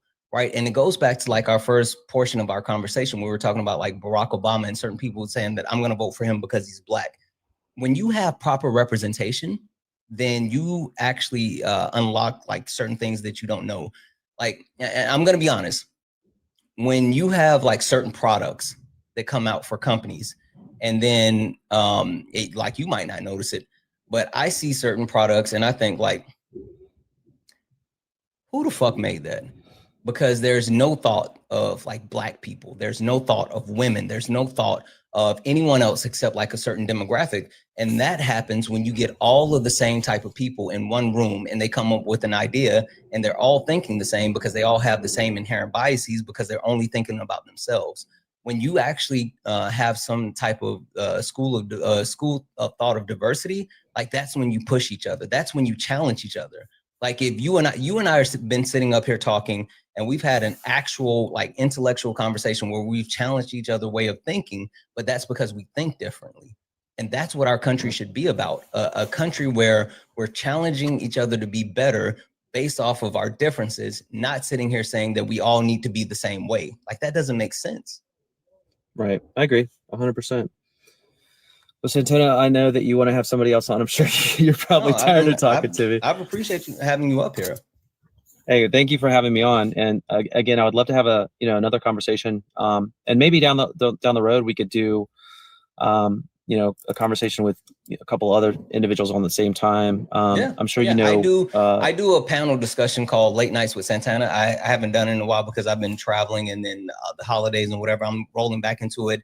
In January, I just had a conversation with like the people that actually move and shake this entire platform. And so I don't just do debates, I do panel discussions, and we have conversations just like this, right? We have different topics and we talk about different things that are actually of more substance versus just like, Trump sucks, Trump's great.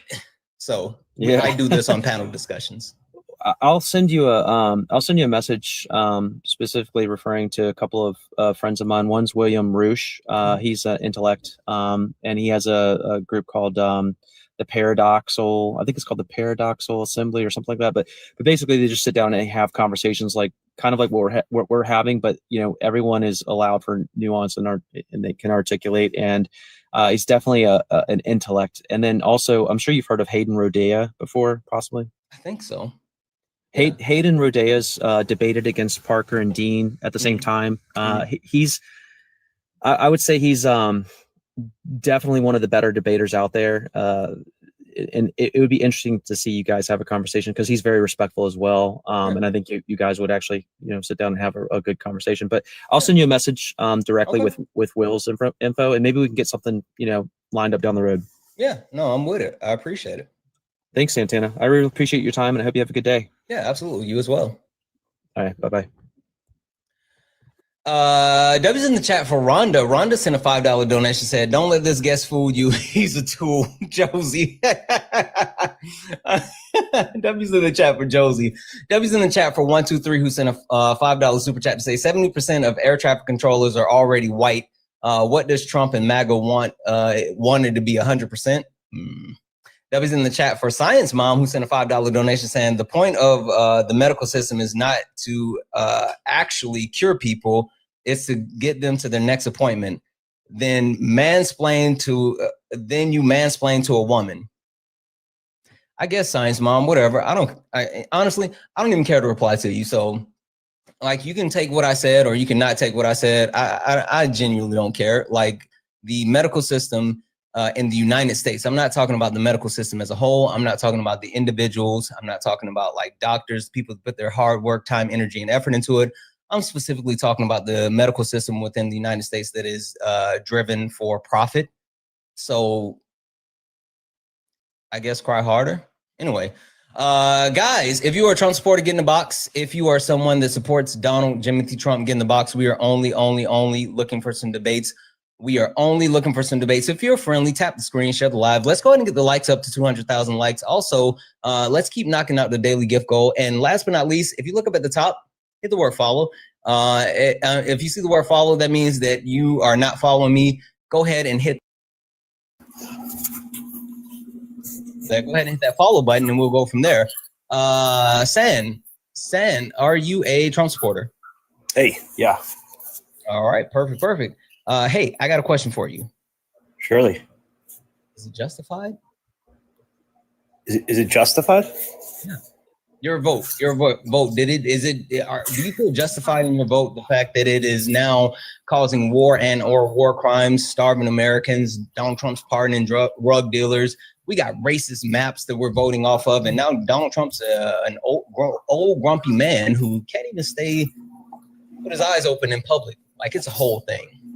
Yeah, I think, it feels justified to me. This is just my subjective experience. And I think it comes down to kind of, where you shift your own sort of personal Overton window here. But there's information that, not to claim ignorance, but perhaps my algorithm feeds me, a little bit better content that doesn't make me villainize him. Doesn't change the actual facts, the executive orders, etc. But as far as judgment on his character, yeah, I think he's doing good. I think he's doing a good job. I like so far what he's done. Can you tell me what he actually has done that you think is good and that's justified? I'm a little bit confused. And also, 1 second. Hey, Hector, if you can hear me, can you come up for like 2 seconds? Would you be able to hop up just for a moment? Is that possible?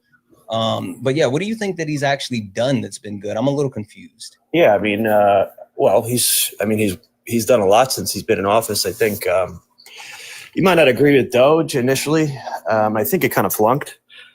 And I think we can kind of all sort of collectively agree that Musk was not the right guy, but bringing that to the table, and I actually hope that whatever Democrats get in office next don't trash that program, make it better. It's good for us. It's one thing at least. I'm not saying it did well. You know that Donald Trump has trashed Doge, right? Right. And this is not only did he dismantle, like, first of all, we had an actual quote unquote Doge before Doge, right? We had an watchdogs that the responsibility was to watch government spending and actually specifically target those types of things. But then after Doge, which cost so much money, it actually cost more money than it virtually saved. But then when Donald Trump signed the BBB, where are you getting that law, information from? Yeah, I'll pull it up for you in just a moment. Sure. But when Donald Trump signed the BBB into law, it completely wiped out any of the projected savings by Doge. So all in all, Doge absolutely did nothing, and now it's been completely disbanded. After Elon left. That's right. It has been disbanded. I think it was bad publicity. I think for Trump. I think Elon being like the head of that and all the red tape that they were cutting over was not really that good. But I think if they planned it out better, listen, as a theory, right? Just theoretically, right? Theoretically, socialism is fine. Theoretically, capitalism is fine. As soon as you introduce the universe, theoretically, capitalism is fine on paper. Anyway, capitalism is a system that continues to grow and eat itself. The point being, once you introduce greed, flaw, it's not going to do well. But I think it's something we should build on. And hold tight one second. Hector, I'm going to let you talk to Hector for just half a moment. I need to take a quick bio break, but I'll have my backup account and I'll be listening. Talk to Hector for just a few minutes, Hector, please. Yeah, going to close this point out. But my point was basically that a program that's auditing our government is inherently good for us, all of us, as long as it's done correctly. I understand that it wasn't done correctly, but the point being, I don't want to throw it away. I think it was a good idea. It just needs to be improved. That was my one. I don't disagree with your sentiment, but I'm going to vehemently push back against the argument that Doge was supposed to be that thing. First of all, we already have agencies for that. We have the government accountability offices, several congressional budget offices that release reports. Right. I think if anything, we just need to those fail just as hard as those agencies and have a lot less Democrats and Republicans in it, and really hire some independent auditors. Right. That's like open source it is. And you might not like RFK, but when he was running, one of the things he was claiming he was going to do if he took office was putting government spending on the blockchain, or having some kind of, just basically a public ledger for government spending. What he ran off of at that time is irrelevant to me because he just completely caved in to Trump. But the whole thing about the idea is still there. Yeah, the idea is fine, but he's a damn grifter. Anyway, so agreed. Doge was solely started for the purpose of cutting everything that Trump deemed woke and did not like. That's one of the reasons why he had Elon Musk spearheading it, because he knew he was going to go in there and do all the vetting that he wanted while also making sure he gets to the government contracts and benefits for himself. So the idea of Doge, as it was advertised to Americans, was good. Sure, fine. But that never inherently was what Doge was intended to be. And we can look at it through the cuts. I don't know how many maybe you have, but the average Republicans I've encountered has never actually went to the website and looked through the things that they cut. And it was everything associated with POC. It was everything associated with like women's upliftment and like they just tax credits and benefits, so on and so forth.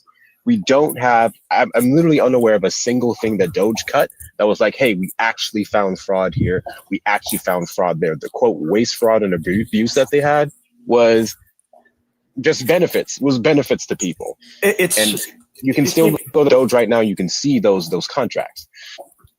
It came down to the Republicans set it up, made it sound good for everyone, and then used it for political gain. But again, first off, if there is holes in it, then it's just not going to work. Our government is very greedy. But I guess my point is we need to improve that, and I think it would be good for us. But even though they didn't do a good job at trying, I think that was at least an improvement going forward. But I think that the next Democratic administration is smart. They will pick up on where a Doge won in marketing and present a real accountability office. I hope so. I mean, I have a feeling it would just be, it's just going to be the pendulum. And I don't really blame them for that. But I guess my question then is like, how can you still support the Trump administration going forward today? Like, if you were an actual proponent of Doge, while understanding like this administration has actively added to the United States debt and then enriched themselves and also cut from everyday Americans, like how can you still support them when knowing all of that? Well, adding to the debt is kind of a complicated situation. Not really. It is because government spending is good for us. To a certain extent, sure. So we do need to have a certain amount of spending, right? I mean, it's not up to us to understand the intricacies here, but, frankly speaking, we shouldn't really have the Fed printing money, period. But or we shouldn't have United States president adding more to the deficit than any other president in United States history. There's nothing wrong with printing money if you are also burning money. The problem is that all that money goes right into the assets of the people who are already wealthy. So it's just extracting it. And Donald Trump is transferring those assets and that wealth to the ultra wealthy. Like the BBB was the largest transfer of wealth in United States history. So literally, he's literally when you talk about we shouldn't be printing more money. Well, like, it's he's moot, putting though. money in those pockets for people like Elon Musk to become the first ever trillionaire. It's not he, it's they. I mean, it's the Trump administration. The Trump administration signed the TCJA and then the BBB, which had extensions from the TCJA. So like, it's he and his administration. Welcome in, Swan Raid. It's the U.S. government. Raid. That is what they do, right? They want to boost our economy. We have publicly traded companies that boost our economy, right? I mean, we have huge companies that help our GDP. But again, when you talk about like the administration, you can even compare like the Biden-Harris administration versus right. And I'm not defending it. I'm just saying there's a valid reason why you would want. No, but listen, what I'm saying though is if you take a look at stuff like W's in the chat for Hector. Thank you for coming up, Hector. I appreciate it. When you talk about like the Chips and Science Act, right, or the infrastructure bill. The pieces of legislation that was passed by the Biden-Harris administration, while having certain short-term implications with adding debt, in long-term, it's debt reduction, or it's, I guess that's the term, debt reduction. But also it creates jobs. It's massively beneficial for everyday Americans when it talks about like our, complete infrastructure. It's arguable. Science Act, like, what's arguable? The CHIPS Act being beneficial for jobs. But it was literally one of the largest proponents that helped boost NVIDIA, an American-based company that has been overwhelmingly successful. Like the Chips and Science Act has shifted the ability for the United States to be able to manufacture chips. And it's something that even the Trump administration now is trying to use as a win for them. Like when they talked about like the actual success of NVIDIA and bringing in the deals with NVIDIA, whatever, that was all under the guise of the Chips and Science Act. It's good for the economy and it's good for maybe short-term jobs, but long-term, not so much. It's basically funding automation. I mean, but see, you know what's funny about that? If that's the case, then we should be investing in math and science and STEM and things like that. Definitely. But the Trump administration isn't doing that. They're destroying the Department of Education. They're saying that we need to have school of choice, which privatizes the school system, and it like ostracizes people who don't have access to wealth. and that's going to cause even not only a larger wealth gap or wealth inequality gap, but it's going to hurt those people who've had access to certain resources, whether it's IAPs or whatever. Like it's all a bad thing. Look at okay, how what is the trend in the school system, in the education system, right? We haven't been getting smarter since I don't know what year, but maybe 70s, right? Been kind of steadily going downhill. So whatever we're doing is not working. No Child Left Behind literally made every child left behind. So it's like I don't know the right way. Like an ableist term, but like it. When you talk about the actual changes that have occurred within our educational system, I mean, again, like recently, you mean? No, overall, right? Okay. I mean, like the lack of, I'll say as a whole, the lack of critical thinking that we have as a country is a negative.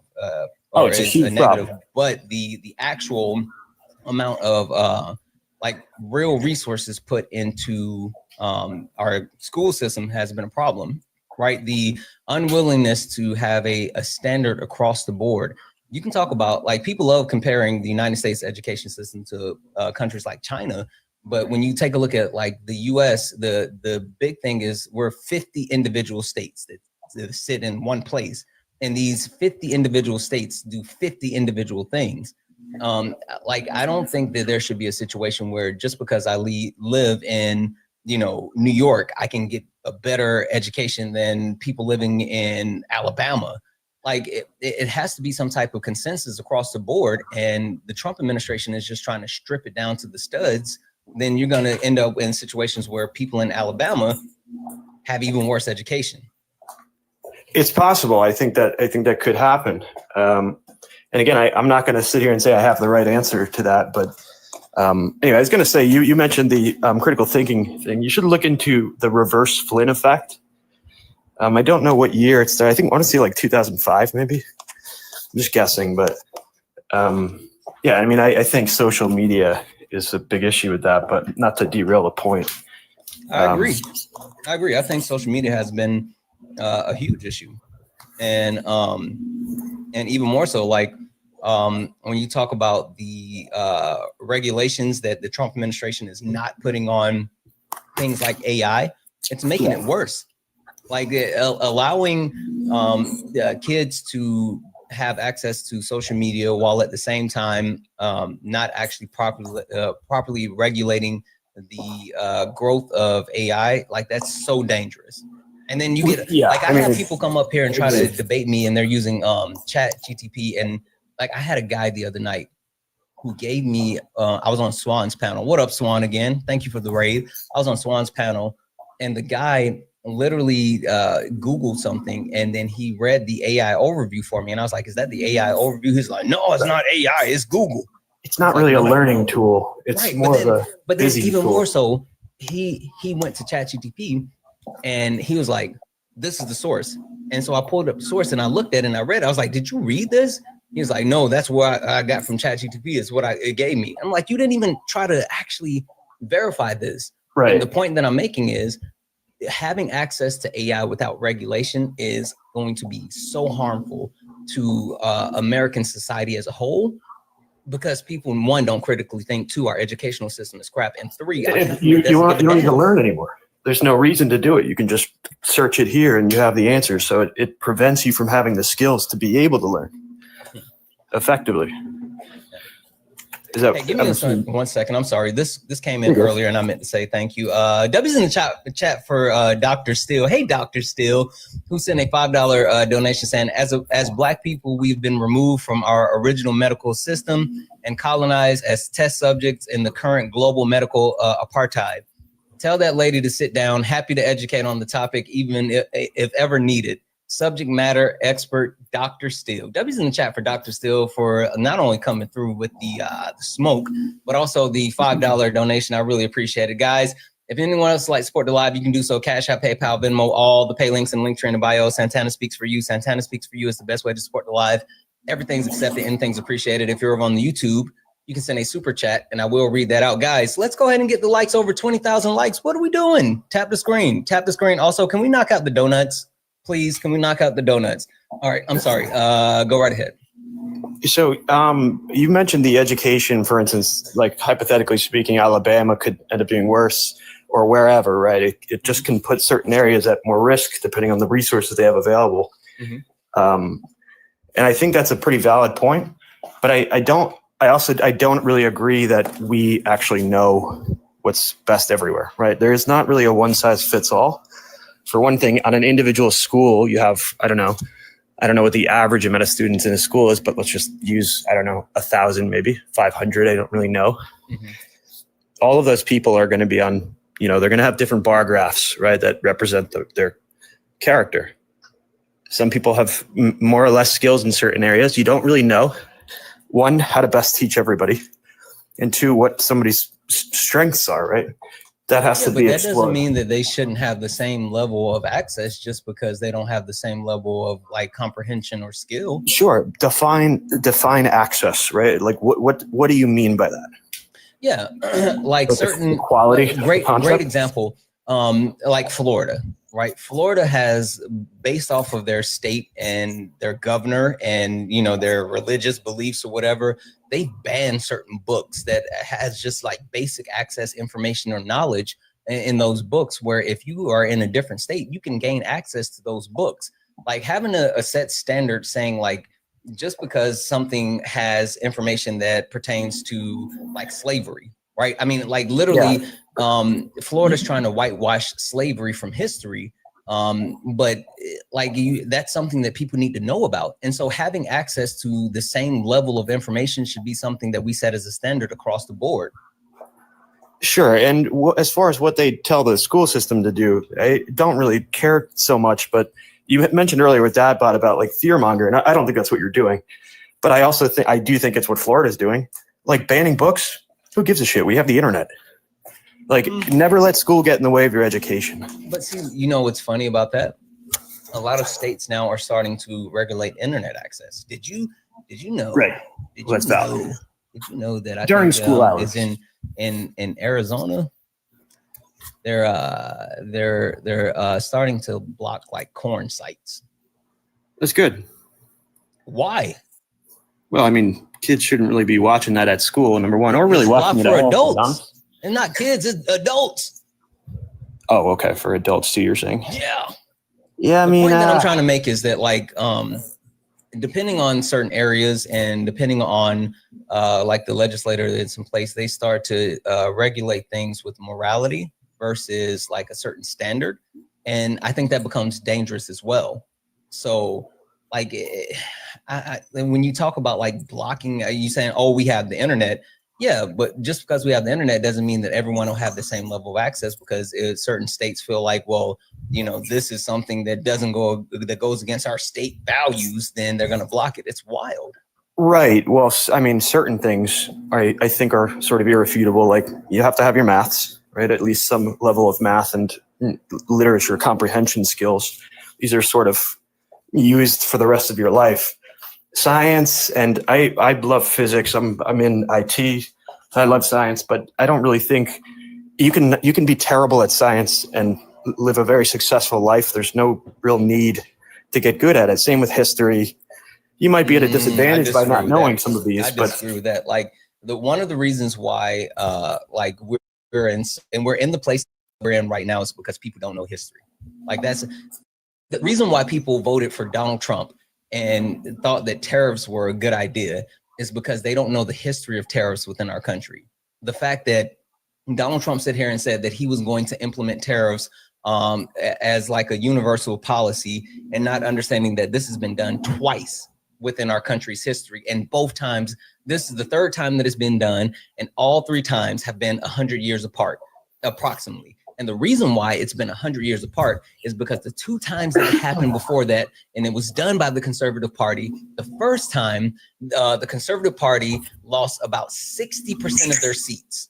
The second time, the Conservative Party lost power for about 40 years, right? And the overwhelmingly thing is that the approach that Donald Trump is taking with tariffs, not only has it been done before, but it has been bad for the party that did it, and it's been bad for the country, but people don't know history, so they have no idea. And so they heard Donald Trump talking about tariffs, and they didn't even look up what a tariff was, and it was like, oh, that's a good idea. And it's been bad. Like tariffs have been bad. It's marginally worse for consumers in the short run, but I do think it was a working tactic, at least for Trump. I don't know about historically. Because he doesn't have a plan. Well, I mean, in history, we didn't have this much of a gap between us and the number two, right? Our economy is significantly more powerful today than it's ever been. So we shouldn't be getting shafted on crooked business deals But we're not. Well, I mean, Do you understand a trade deficit isn't always a negative thing, right? At some point, we made a deal. This is going to last for whatever 20 years, and then problems change, or supply chain. No. Go back to what I said. Go back to what I said. You understand that a trade deficit is not always a negative thing, right? Right. So Donald Trump actually portraying every trade deficit as a negative is harmful. And then when you plaster that over with tariffs, when he doesn't actually know, question for you. Do you know who Ron Vera is? I don't. Okay. So Ron Vera is a leading economist who has perpetuated the idea of like universal tariffs, like blanket tariffs. And it's something that directly has been picked up by Peter Navarro. You know who Peter Navarro is? I know the name, but it's not ringing a bell. Yeah. Peter Navarro is a consultant of Trump's. He's one of his advisors, and specifically the person who has been giving Donald Trump the directive, the initiative, and the information. Yep. Directly related to tariffs, right? So he's who Donald Trump has been listening to as far as tariffs. So Peter Navarro has been listening to Ron Vera on tariffs and passing that information on to Donald Trump, and Donald Trump has implemented tariffs based off of the recommendations from Peter Navarro and Ron Vera. You want to know what's funny about that? Go ahead. Ron Vera is Peter Navarro. What do you mean? The same Peter dude? Navarro used a pseudonym and has been writing as Ron Vera and literally citing himself as an economist and then giving that information to Donald Trump in order to implement tariffs. And I'm sorry, he just doesn't like, that should be illegal. I mean, it should, but it's not. And then on top of that, Peter Navarro is the one that shaped Donald Trump's tariff policies. Do you know how they came up with the reciprocal tariffs? As far as the number being generated, or you mean overarching? The number. I'm sure somebody sat there with a calculator in Excel or something. Mm-mm. They took the total amount of trade and they subtracted the deficit and then divided by 2. That's literally the mathematical equation for reciprocal tariffs, and they did that for every single country. Right, that's how they came up with the. That's the thing, and it all sounded very crazy when it was happening, and I mean, it certainly was. But I think what we actually saw in the end, and if this was the goal, then he did pretty well, was an immediate renegotiation. But we haven't. So, how many deals have they actually signed as far as tariffs? Well, I mean, I don't know off the top of my head, but I know there's been countless here. It hasn't. Search it. It's less than 10. Less than actually 10 number. Donald Trump promised 90 deals in 90 days. He put tariffs across the board on all these different countries, and he signed less than 10 actual deals. But you know, he has removed tariffs and reduced tariffs based off what countries are willing to give them. Did you know that? Well, if you're getting a good deal off of me, I keep voicing my opinion, like, hey, I think I deserve more, etc. You don't really have an incentive to help me. Not based off of like deals or whatever. Did you know that Donald Trump received a Rolex, like a gold Rolex box with a gold bar, and from Switzerland? And as soon as he received that, he reduced the amount of tariffs that Switzerland had. Right. Donald Trump reduced tariffs based off of what he's been receiving, not based off of what the country's been receiving. Yeah, I mean, there's a lot of, I guess, domestic sort of pressure here now, where it's like, okay, things are more expensive to import. This can be a good thing. I know that was how it was pitched, at least. Wait, do you understand what I'm saying? I do. Yeah, yeah. What am I saying? You're repeat the last 10 seconds. Sorry, I'm reading. Donald Trump is reducing tariffs on countries or companies based off of what they give him, not based off of Right. Well, he is actual. us, though. What? He is us. No. Again, what they give him, not us. Oh, That's I why, see. What you're that's saying. why I made the point about him specifically receiving that gold bar and everything from Switzerland, the Rolex. Like, that has nothing to do with us. That has everything to do with him. You're saying it's beyond. Maybe something might be a good deal, and he's like, well, I don't like that person. I don't like the way his nose. What I'm looks on saying the is, business. if you're willing to put money in Trump's pocket, then he'll reduce or remove tariffs. It's not about getting an actual deal done. Right, but that's diplomacy, right? I mean, that's what politicians do, though. They don't enrich themselves at the expense of the country. So you're telling me the only way that we can avoid tariffs and not having to pay? Listen, I think if absolutely, it's absolutely. Hold on one second. Absolutely, Athena. Do you want me to shoot you a message, or are you going to hang out? Just let me know. Whatever. Of course you can. But the point being is that like, if he is getting a little, piece of the pie, then he's going to actually reduce the things. But in the meantime, in between time, we're paying more for those products until they line his pockets. That's a problem. Well, it applies pressure internally, right? And this is where I was saying, yeah, we might have increased prices because we can't meet our own demand right now domestically. Athena. Sorry, go ahead. No, you're good. So, yeah, I mean, we're going to have some short-term growing pains or potentially long-term if we never bridge this gap. But I think the idea is that we technically have all the makings, right? I mean, there's really not a lot we can't produce here. Are you listening to anything that I'm actually saying? I am listening to you, yeah. Are you sure? Because so here's here's what you're here. I'll summarize at least from steel man my argument. I'm not going to steel man anything. I'm just going to try and I'm saying steel man my argument. Tell me, explain to me what I'm explaining to you. Yeah, I got you. Well, okay. At least this is how I'm interpreting it. He's trying to get bargaining chips. So this is not to say that this needs to be done on paper. This is diplomacy, face to face, good handshake. He wants to be able to sit down and have power in the argument. That might be quote unquote personal gain, or it could be, well, we want to make deals for the country. He is the sitting president. No, that's not what. No. I understand palms get greased, right? I'm not ignorant to this or obtuse. So the point is, though, like, Donald Trump is holding countries or companies over a barrel with tariffs until they give him something, not the country, not what's in the best interest for the American people, but what's in the best interest of Donald Jimothy Trump. And when they give him something, then he reduces the tariffs on them.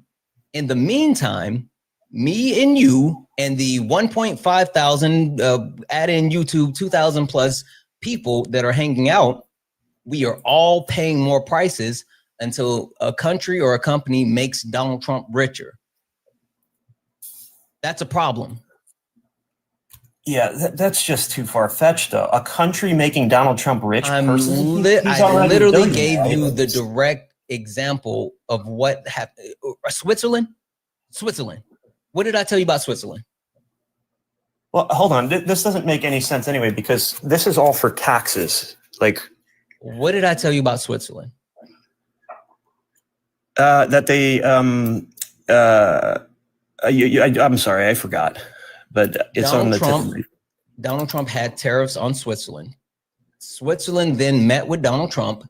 They gave him a Rolex with a gold bar. After giving Donald Trump the Rolex with the gold bar, there were no actual agreements put in place. There's no contract agreements. There was no nothing. After Donald Trump met with them and got that gift, he then reduced the amount of tariffs on Switzerland. Yeah. Okay. Why did he reduce the amount of tariffs on Switzerland? I guess they cut a deal, I'm assuming. There was no deal or agreement in place. Why did he reduce the tariffs on Switzerland? I couldn't tell you. Tell me the story I just told you. That for basically for no reason, he cut the tariffs for a country, probably because they played ball with him under the table. Tell me the entire story that I just told you.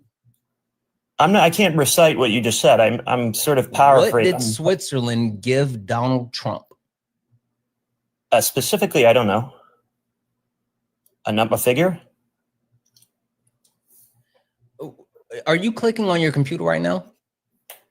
I'm reading, but yeah, I'm listening. Can you do this for me? 1 second. 1 second. You see my hands? Yeah. Okay. I want you to take your hands. Can you do your hands like this? Go ahead, I'm listening. Okay. So when you take your hands and you do them like this, I want you to now put your hands under your bum and sit on them for me for a second, right? And then I want you to just stare at the screen and listen to my voice. Go ahead. No clicky. No clicky. Don't click. All right. You listening? I'm listening. Go ahead. You're still clicking. I can hear you clicking. I'm sitting at my desk, dude. Stop. I just need like 15 seconds of you like completely You have locked my into undivided. me. You have my undivided. Go ahead. Donald Trump met with Switzerland, where Switzerland gave him a Rolex and a gold bar. During that meeting, there was no deals, no agreements, nothing made. There was no substantial gains or anything for the United States. After Donald Trump met with Switzerland, where they gave him a Rolex and a gold bar, Donald Trump then reduced the amount of tariffs on Switzerland. Now, pop quiz, bud, because I hear you clicking. Why do you think Donald Trump reduced the tariffs on Switzerland without getting a deal or any type of agreement in place with the United States? Right. So this is the third time I'm going to answer the same way, which is, yeah, they played ball with him. He improved his relations with whomever. What some did rich Donald Trump get? Politicians. A gold bar, allegedly.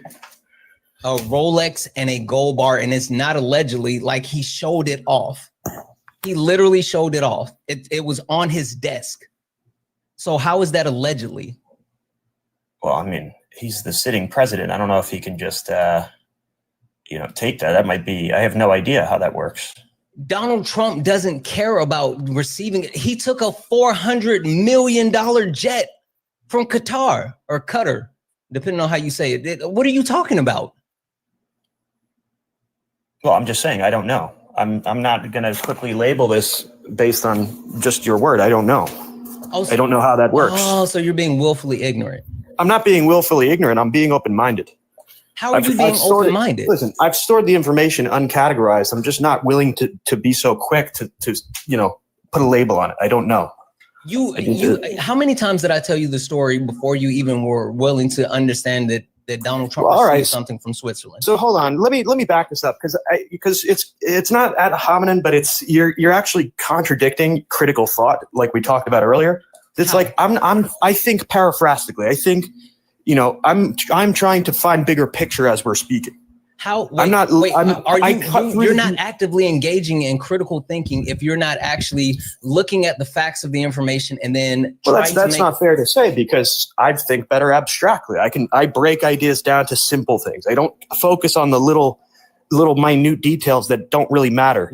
I don't nickel and dime. What's not so simple about tariffs, gift, less tariffs? Right. So, and again, what's not simple about that one? Each time I gave you the layman's, right, and you forced me to focus on a specific detail, and it's like, and that detail is basically irrelevant. No, he could have given him a detail fucking is important elephant because that's the or only thing. That was the only thing that actually influenced it. If there were any other factors, right? If Donald Trump would have came out and said, you know what? We're working with Switzerland to, produce this or do that or whatever, like then, yes, those could be other factors. But the only factor that came out of it was Donald Trump personally receiving something. How is that not a detail that you're willing to take into consideration? Well, I mean, he might have improved his relations, though. It doesn't necessarily need to be on paper.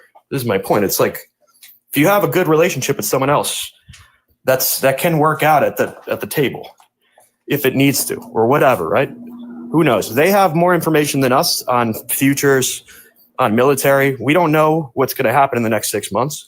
They do. So perhaps it's beneficial. I don't know. I think hindsight's 20/20. I'll grant you that. I'll grant you that point. Yes, there's a possibility that there is some back channel information that we don't know about, right? That Donald Trump is unwilling to actually share because, he's playing 4D chess or whatnot instead of playing tic-tac-toe with fucking peanut butter and ketchup. But my question to you is, without this secret, covert, unknown reason, what can you reasonably deduce is the reason why Donald Trump reduced the tariffs on Switzerland? I don't think anybody can reasonably deduce that based on the amount of information that we've been provided. All right, we can speculatively. I'm going to put you in time out just for a moment. I need you to go sit in the corner. I'm going to read a couple of thank yous off because you put the dunce hat on and sit in the corner for a minute. W's in the chat for Gene. Gene sent a $1 donation saying, "You're effing amazing. Gene, you're amazing. Thank you so much for that." And also, because I missed that one, I see your second where you say, no clicky, but you missed my last PayPal. Haha. Gene, I apologize, but thank you so much for that as well. W's in the chat for Kel for the $1 donation saying, "MAGA thinks a Nepo baby is going to save them." I don't know why they think that. Like, it's weird. W's in the chat for Clarice, who sent a $1 donation saying, "He's playing in our faces, perform a magic trick." Listen, getting close to abracadabra. W's in the chat for Kat. Hey, Kat, who sent a $25 donation saying, "Wow, willful ignorance." It has to be. Absolutely has to be. W's in the chat for Just Alpha, who sent a $5 super chat to say, "Who gives a sh about that? We have the internet. Caller, when books are banned, it means the government," and put in parentheses, the Republicans really can control you. Absolutely. W's in the chat for Radstorm, who used his monthly membership to send a message to say, "Trump also lowered tariffs on rates on Vietnam after the Trump family was approved to build a golf resort in Vietnam." He's also open. He's also doing open bribery. He literally is. He told a company while sitting in the Oval Office that if they give him a piece of the company, then he would approve the deal that's needed for a merger. W's in the chat for Radstorm, who also sent a $2 super chat to say, "Read my anniversary message to the caller." I did. I'm sorry, guys. I promise you, I would try to get better as far as coming back over, checking messages, and also reading out donos. Guys, W's in the chat for all the donors. If anyone else would like to support the live, you can do so. Cash App, PayPal, Venmo, all the pay links and link tree in the bio. Santana Speaks for You. Santana Speaks for You is the best way to support the live. Everything's accepted. Anything's appreciated. If you're over on the YouTube, you can send a super chat and I will read that out. Guys, tap the screen. Let's go ahead and get the likes up to 300,000 likes. Also, look up at the top. If you see the word follow, that means you're not following me. Hit that follow button. Hit the follow button right now. Do it. Do it. Hit the follow button, but also follow the backup account. We're going to be on the backup account later. We bounce back and forth between the main and the backup account. If you're a Trump supporter, get in the box. We're only looking for some debates. If you are not a Trump supporter, please do not request up. We're not talking to friendlies. We're only looking for some debates. All right, San. Yo. Did you have time to think? Yeah, I mean, you just sat down and I realized I did find some good information. I just looked up the reports on the revenue from the tariffs just to see like the actual numbers. Like, did we make money? We did. It does look like it went up. We didn't make money. From 2024 to 2025. Hold on, I'll find the document. If you'd like, I'll share it verbally. You can look it up right now. We did not make money. What do you mean we did not make money? That's U.S. revenue. Tariff revenue increased. We, me, you, I see good Liam, I see Christy, okay, I see Ellie, I see Daniela, I see Life on Purpose, I see Riley. None of us, we didn't make money. We, all of us, lost money. Yeah, but tariffs was always macroeconomics anyway. So what's the point? I mean, The we're point being, talking Donald about the, Trump touting increased tariff revenue only means that American citizens are paying more money out for Donald Trump's tariff war. Like literally, we're losing money out of our pockets individually, and then they're dangling some type of carrot in front of us saying, well, maybe we'll give people $2,000 checks, which never happened. Like we are losing money while the federal government is claiming more on taxes on us. Hey, do you like taxes? right. And I understand that. But the thing is, we have a free market, right? Or at least free for what it's worth. I actually don't really think, but that's beside the point. Anyway, it's a free market. Technically, if you don't like the way something is and you can produce it cheaper, you should. And people naturally would consume that, right? It's just sort of like the laws of nature, right? The laws of economics. That's what that is trying to drive. I'm not saying it's happening quickly. How? Because things are more expensive when we buy them from outside because it was easier, right? Perhaps it was still cheaper. more expensive in the country. Perhaps it was cheaper to import. They're still more expensive in the country. That's fine. And the reason why it might have been cheaper to import. Why is that fine? Okay, so here's why. Because the longer, it's like atrophy, right? The longer you don't do a thing, the more dependent you become on, whatever the crutch is that you're using. My point being, the longer we import, because it's just easier and cheaper, the less effective we are at producing. Okay, so this is the problem with that, right? One, in order to actually even come close to making an actual dent where a product is like more cost efficient to purchase it American made versus purchasing a product that's made out of the country, the level of tariffs that would have to be added has never been seen before. And Donald Trump went up to like 125% on China, and that still didn't offset the actual cost for purchasing those Chinese made products. So the only thing that he didn't increase drive to purchase American made products. The only thing that he did was make those products that we're already purchasing more expensive. He didn't improve the actual purchasing power or ability of American made products. So that's a problem. At the same time, it didn't entice anyone to leave China and come to the United States to actually manufacture any good. Can you name one company that took a look at the tariffs that Donald Trump placed and said, you know what? I'm not going to produce goods here anymore. I'm going to go produce goods in the United States.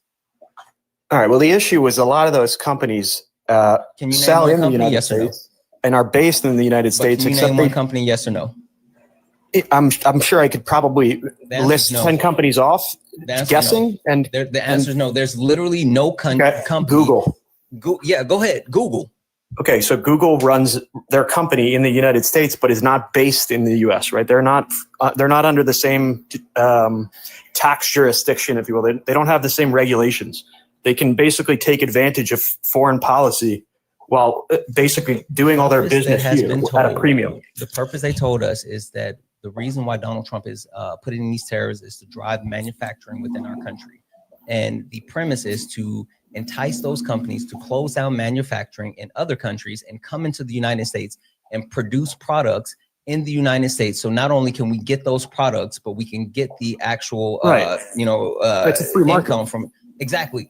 But none of those companies have left those other countries and come to the United States to start producing. As a matter of fact, did you know in Ohio, I think it was IBM. I think it was either IBM or Intel, one of the two, were slated to actually open like these massive facilities and create 5,000 plus jobs. And because of Donald Trump and his tariff policy, they are no longer doing that. They're no longer opening up those massive facilities. And now that's just become farmland. Literally, Donald Trump has scared off businesses with his tariffs, and no one's coming into the U.S. to start manufacturing business. All right. They're not scared of business. They just don't want to do it with us. It's too expensive. They're still going to be rich somewhere else. Don't worry. Then what's the point, bud? Right. So the point is now we have a demand problem, right? You still want the thing, but you don't have access to it, right? So that doesn't have access. We have access. It's just more expensive. Right. Well, okay. That's the thing. You can pay at a premium, or you can come up with a better solution. What is the alternative to paying the premium? What's the better solution? Well, I don't know. Learn the skill, build it, go work for a company that, you know, we now have incentive. What are you talking about? Go work for the company? No, focus right here. Boom. Right here. Focus. Right. I am focused. Focus. If the point is, I make hats. I make hats. I make Superman hats, right?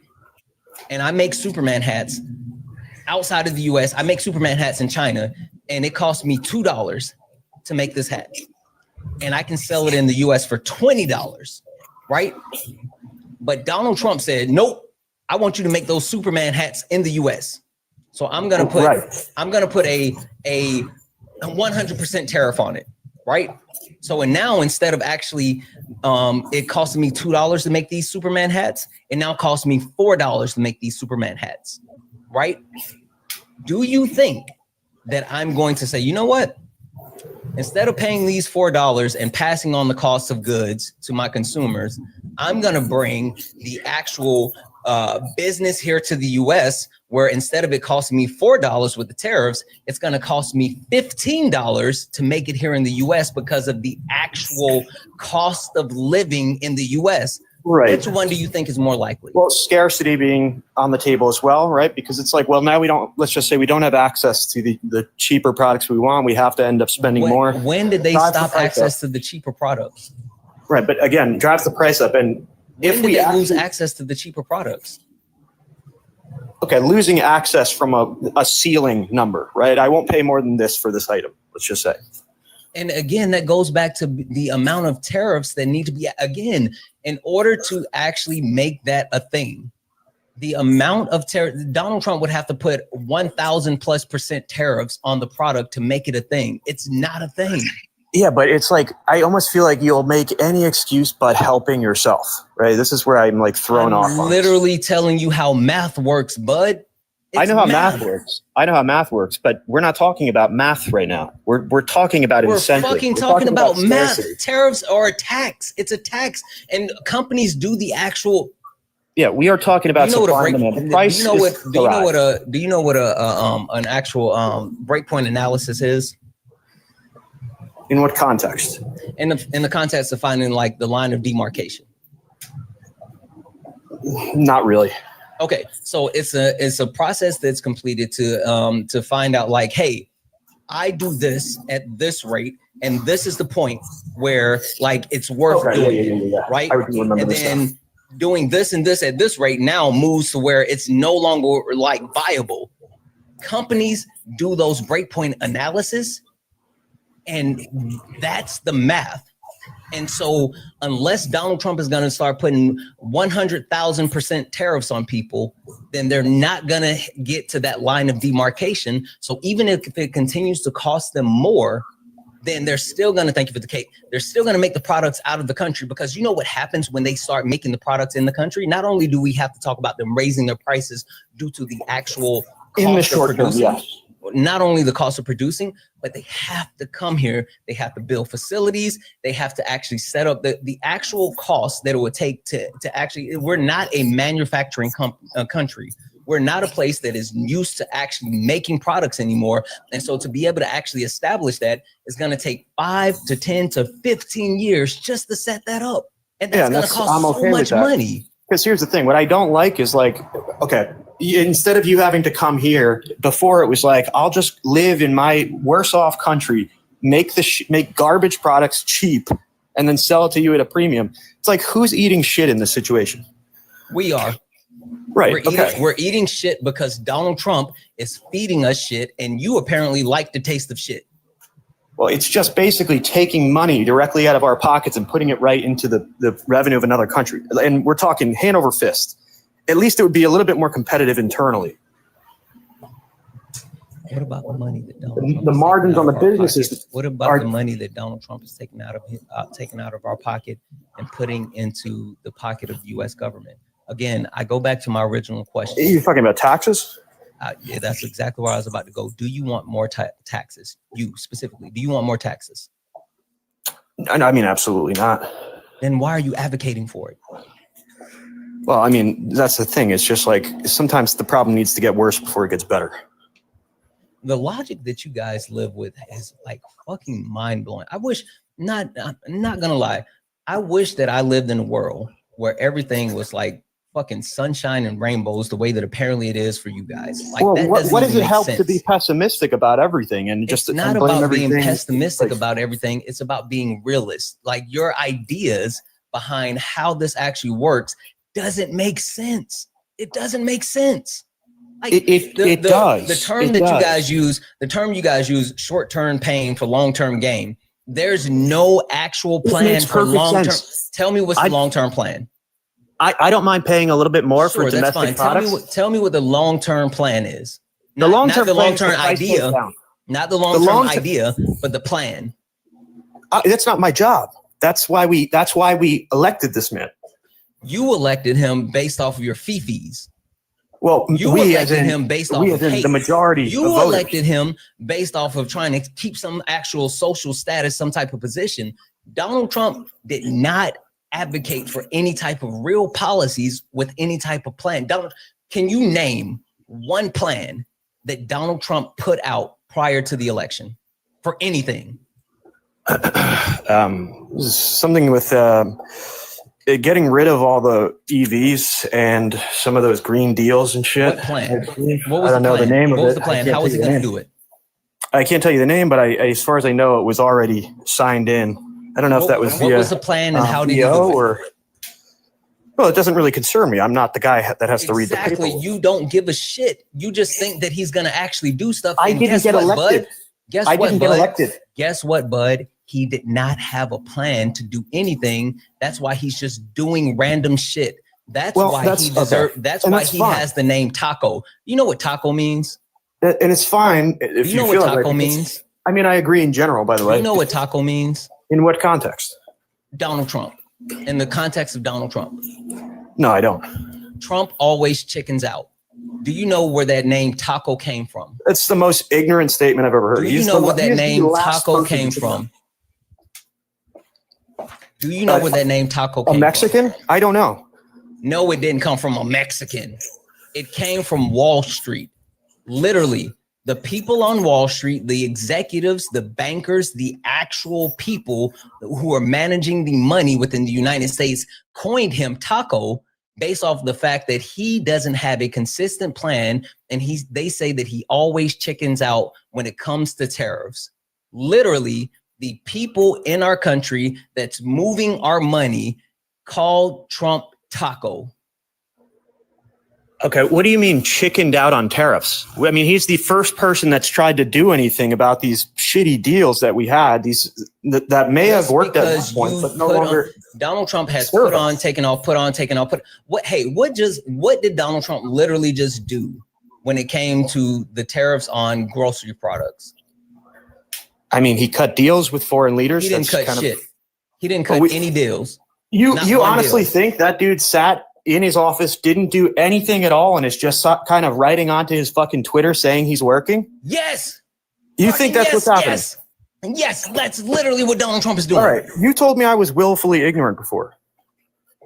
Donald Trump has signed over 200 plus EOs. Donald Trump has Stephen Miller writing EOs for him. Before Donald Trump signs that EO, they tell him what he's signing, and then he signs it. Donald Trump is just sitting there signing what the people around him are telling him to sign. He's not sitting there doing work. He's not cutting deals. The reason why Donald Trump had to remove the tariffs on grocery prices on certain grocery product is because grocery prices skyrocketed, and there was such a negative backlash on those grocery prices. He had to remove his own tariffs because Donald Trump made groceries more expensive for everyday Americans. Now, what I need you to do for me is sit in timeout again. I'm going to thank a couple of people. You make sure you put that dunce hat on for me and face the corner. You face the corner. I'm going to read these off, and you learn from what you just learned. W's in the chat for Timberly for the $20 donation, saying Trump got to watch, but we the people are seeing it and seeing it's time for Trump to go. Absolutely. It's absolutely time for Trump to go. W's in the chat. Holy fuck. Massive W's in the chat for Shannon, who sent the $50 donation saying, guess overlooking the fact that we paid the tariffs. Like, I don't understand how they think this actually works. I don't know. W's in the chat for Gucci for the $5 donation. What up, Gucci? W's in the chat for Gucci for the $5 donation saying, we're paying more prices so Trump personally gets a Rolex, a gold bar, and $400 million plane that we, the taxpayers, are going to pay to upgrade so he can build a ballroom. Fucking right, Gucci. That's a bar. W's in the chat for Kel, who sent the $1 donation saying, worse for the better. A man who's never known struggle. Yeah. Some people are privileged. W's in the chat for MAGA Cries for the $2 donation saying, guest needs to get the Cheeto dust off his lips and come to reality. It's weird. I don't understand what world they currently live in, but it's not the world that we live in. Massive fucking W's in the chat for Feisty. W's in the chat for Feisty, who sent a $50 YouTube super chat to say, brown eggs and tamales. Love you. I love you more. I think I'm going to have some tamales today. As a matter of fact, I think I'm gonna get some tamales today. Let me ask the wife if we can get tamales. We might get tamales today. W's in the chat for Goddess Pamela, who sent a $50 YouTube super chat to say Akram's razor. Caller isn't willfully ignorant, he's lying. He's a Sander stands. I don't know what a Sander stands is. Sander stands completely. All of the other words are to save his ego. These people don't understand that people have to eat while Trump is Trump's magic trick to come to fruition. Like, I don't understand how they think that this is going to happen when, like, literally there's no actual plan to make this come. I see the jokes about the husk. Don't play me. I will turn the chat off. I don't understand how they think this is going to come to reality. And W's in the chat for Amanda for the $5 donation saying, guess, I can't say that word. Guess is playing, I'm just going to say stupid. The guest is playing stupid and act like he doesn't know that Trump is taking bribes to take tariffs off. Like, literally they have to be willfully ignorant, because what are we doing? W's in the chat for all the donors, guys. If anyone else would like to support the live, you can do so. Cash App, PayPal, Venmo, all the pay links and Linktree in the bio. Santana Speaks For You. Santana Speaks For You is the best way to support the live. Everything's accepted, anything's appreciated. If you're over on the YouTube, you can send a super chat and I will read that out. Guys, tap the screen. Let's go ahead and get the likes up to 300,000 likes. Also, look up at the top. You see the word follow. You're not following me. Hit that follow button. Make sure you're following me. If you are a Trump supporter, get in the box. We are only looking for some debates. If you are friendly, please do not request up. We're not talking to friendlies. We are only looking for some debates. All right. I think that we're at an impasse as far as, like, either you are you gaslighting us? Like, no, you're about to gaslight me. But before you do that, you were talking to Dad Bod before, and you said, you know what we need to do? We need to come to solutions together, right? And I like that. And I'm not saying you need to agree with me, and I'm not saying we have to talk about that. But what I will say is attacking one side and putting on a pedestal the other is not really finding a middle ground. It's just assuming that you know something that we don't know the answer to. Look at the market. If we sat here and had an emotional discussion about the market, half of these people in this chat would sell. It's like the market runs on psychology. Good investors understand long-term game, right? Don't look if it goes up and it goes down, right? When you zoom in on the graph, it's going to look pretty bad. But if you zoom out a couple years, everything is in scope, or it's not. Sure. But my point being, Question for you. Go ahead. In the last 60 years, can you name one piece of legislation that the Republican Party has passed that has overwhelmingly benefited everyday Americans? Yeah, I'm not really a super Republican. I'm very much libertarian. I like Trump, but yeah, I don't really stand with no. Like, it's a trick question, but it's a trick question. The answer is no. And even more than that, right? The reason why, like, I have that question is because like the actual premise behind the Republican Party doing anything beneficial is a fallacy. I'm going to give you this information, right? This is since the 1970s. Since the 1970s until like now. And this is the breakdown of what the economy has done under Democratic presidents versus Republican presidents. Okay.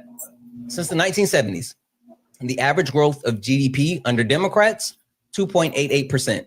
Under Republicans, 0.94%. The total number of jobs created, again, since 1970, under Democrats, 61.2 million jobs created. Under Republicans, 27 million jobs created. The stock market performance under Democrats, 2,228.57% growth.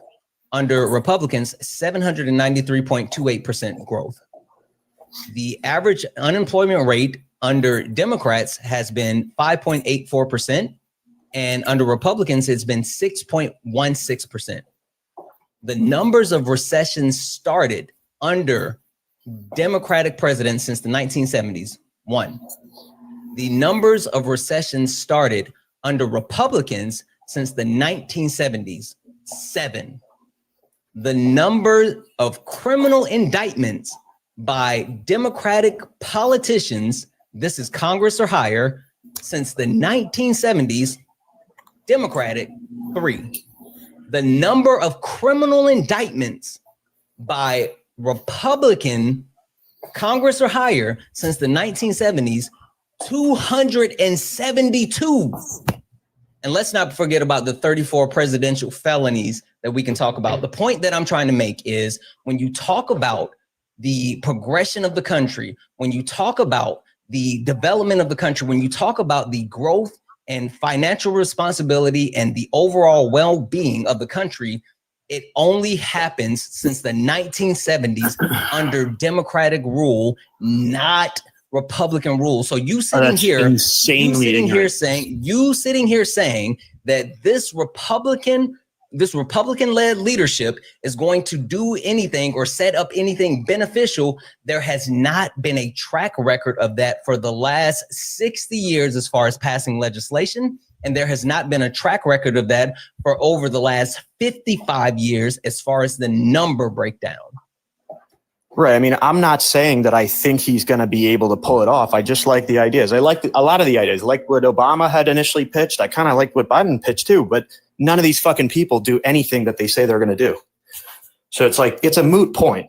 We do have to come to some, mutual understanding until we fix that problem. Basically, like, yeah, if you don't do what you say you're going to do, it's off with your head. We don't have a way to solve that. And what you're doing, which is totally fine, you're reading numbers. I actually like this, but trying to draw a overarching generalization based on statistics about whatever this team or these group of people, it's not right.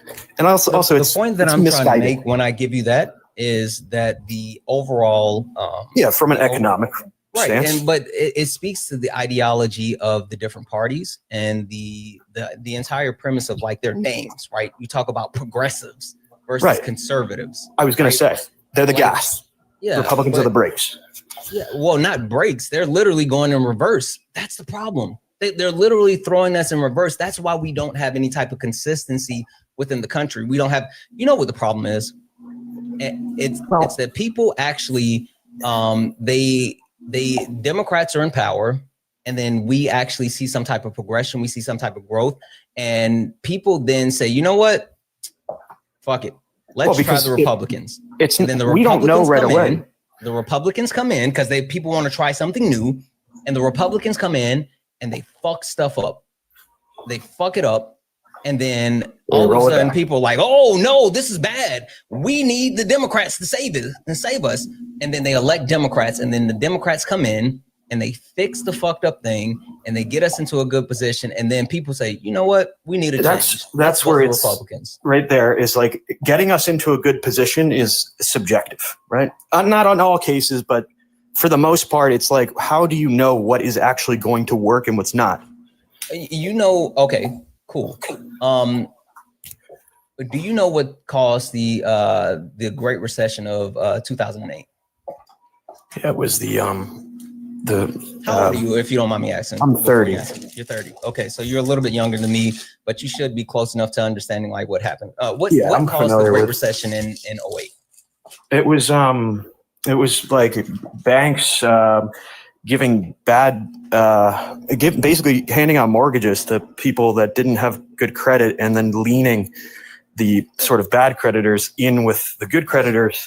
Yeah, that was a And part when of nobody it, was like paying the them back, the actual inflatable interest rates, the loans, all this. Let's speed run this.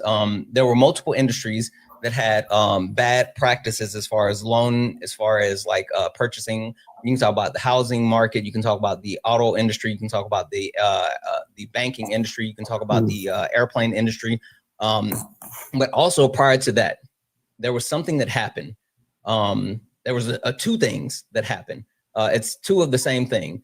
Do you remember what two things happened in the Bush administration? Well, three things. Three things happened under the Bush administration. Do you remember what those three like key things are? Two of them is the same, but one is different. I could probably just guess. I mean, I'm assuming it would be the war. Two of them. Yep, started two wars. Was it the war on drugs, and then the Iraq? No. Two actual wars. Was that Obama? No, it was two actual wars. Two actual wars. We went into Iraq and Afghanistan. Right. Under Bush. And then also Bush signed tax cuts for the ultra wealthy.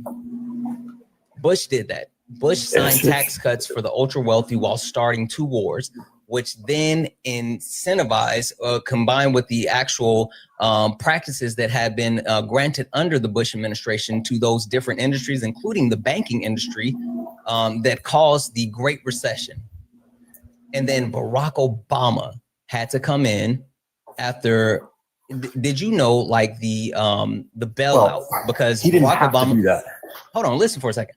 Barack Obama is credited for the bailout of the different industries. But did you know that those bailouts were actually agreed upon and or were agreed upon under the Bush administration? Did you know that? I didn't, but it doesn't surprise me. Yeah. At the end of the Bush administration, those bailouts were actually agreed upon. But what happened is when Barack Obama came in and the Obama administration, the original agreements didn't have any paybacks for the actual industries to return any of the money. And so what Obama did was actually put in the agreements and force them to repay their money. It wasn't just a loan. It wasn't just a bailout. They had to pay that back. Now, maybe it would have been better if some of the actual industries would have just collapsed, but he didn't allow it to collapse. The point that I'm making is that some of them not did. only, well, not completely, but yes, right. But the point that I'm making is that after Bush put us into this paramount circumstances, Barack Obama came in, made changes, and then led us to 70 something plus straight months of job growth. Like he literally, him and his administration came in and had to save the country in multiple ways.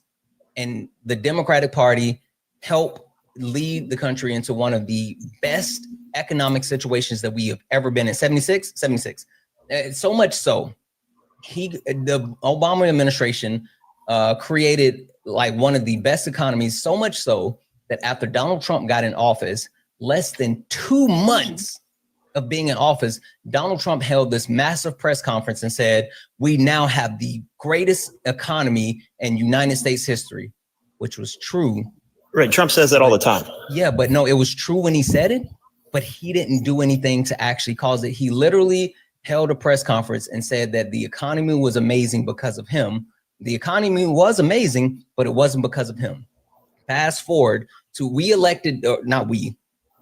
the country, because I voted for Hillary Clinton, but the country elected Donald Trump as a blacklash, not a backlash, a blacklash for the black man being the president for the last 8 years. Donald Trump came in, signed the TCJA, added $4 trillion to the debt, and then started to cause American jobs to be lost and open up the border for immigration, because literally he created an actual idea that the border was open. You just created an idea by saying blacklash. You created that's literally the truth. Literally, that's your opinion. No, it's not the truth. People were mad that they had to have this black man as their president for 8 years because it wasn't because they were literally making and hanging effigies of Barack Obama. They were literally cosplaying Barack Obama. They were actually portraying this black man in a way that they have never criticized any president in United States history. And what was the difference between Barack Obama and the rest of the presidents? He was half black. He was a black man. There's no such thing as half black. It doesn't work that way. He was a black man. Well, if your mom is not black and your father is black, I understand by race. black. Listen, I don't want to talk about race with you. I don't think you understand race. I don't want to talk. What do you mean I don't understand? So I don't have a race? I understand how it works. My point is that is an idea. That's not fact. I really don't want to get into it, but what is only race? because I think this is just one of those stupid like virtue signaling arguments. Sure. What is race? I mean, loosely, your ethnicity, your background, your culture, There's a difference between race, ethnicity, nationality, and it's not the color of your skin. No. See, that's why I said I don't want to talk to you about it. Anyway. Well, because who cares? We care. You should care. It's the whole point of what I'm trying to say. Why should I care? Because this country is a racist, sexist, classist country. That's literally what this country was. Okay, this country was founded on racism, sexism, and classism. I'm saying I don't care. I don't care what color your skin is. I don't care what you say you don't care. I'm telling you, this country was founded on racism, sexism, and classism, and it still persists today. Like literally today, the ideology of racism, sexism, and classism is who we are as America. I'm not going to disagree fundamentally that the country has racist people in it. But I mean, listen. We have racist people, racist system, racist leader, racist fucking everything. How do you solve this problem? That idea exists in someone's head. To the studs. That means you have to be willing to listen and sit and hear someone's argument. The only single way, and this will never happen. But the only way that you fix this company is, the only way that you fix this country is that you make them pay for their original sins. The original sins of stealing land and unaliving indigenous people, and then enslaving black people and using them for free slave labor. The only way that this country will ever be able to make amends is if they fix those two original sins, and this country will never do that, ever. That's wild. So how much money would it cost? How much should they pay you for that? I don't know. That problem? I don't know. I don't fucking know. Like, but it's not about just paying money. Like the idea, when people start talking about reparations and you talk about like money, that is like that's such an idiotic premise, because it's not just, hey, let me cut you a check. I agree. What happens is, if you really want to actually create something that is sustainable, then not only do you address the wealth inequality, but you address the health inequality, you address the actual education inequality, you address so many systems that persist today that continue to actually identity. Strip it down, right? Stop putting your race on your resume. Stop putting, if it was all anonymous by the time it is DEIA. I don't think it was implemented. Do you want DEIA? Probably not the same way you do, but yes. What way do you want DEIA? I didn't like Biden's DEI. What's DEI? As far as like, let's give, I don't know, it's the same thing with the subsidies for, if you're more eco-friendly. It's just, if you're gonna push for change, you're gonna get a little bit of. What are you talking about? You're going to get pushed back. The government will hand you some, I forget what they're called, but you basically have no idea what you're saying at this moment, do you?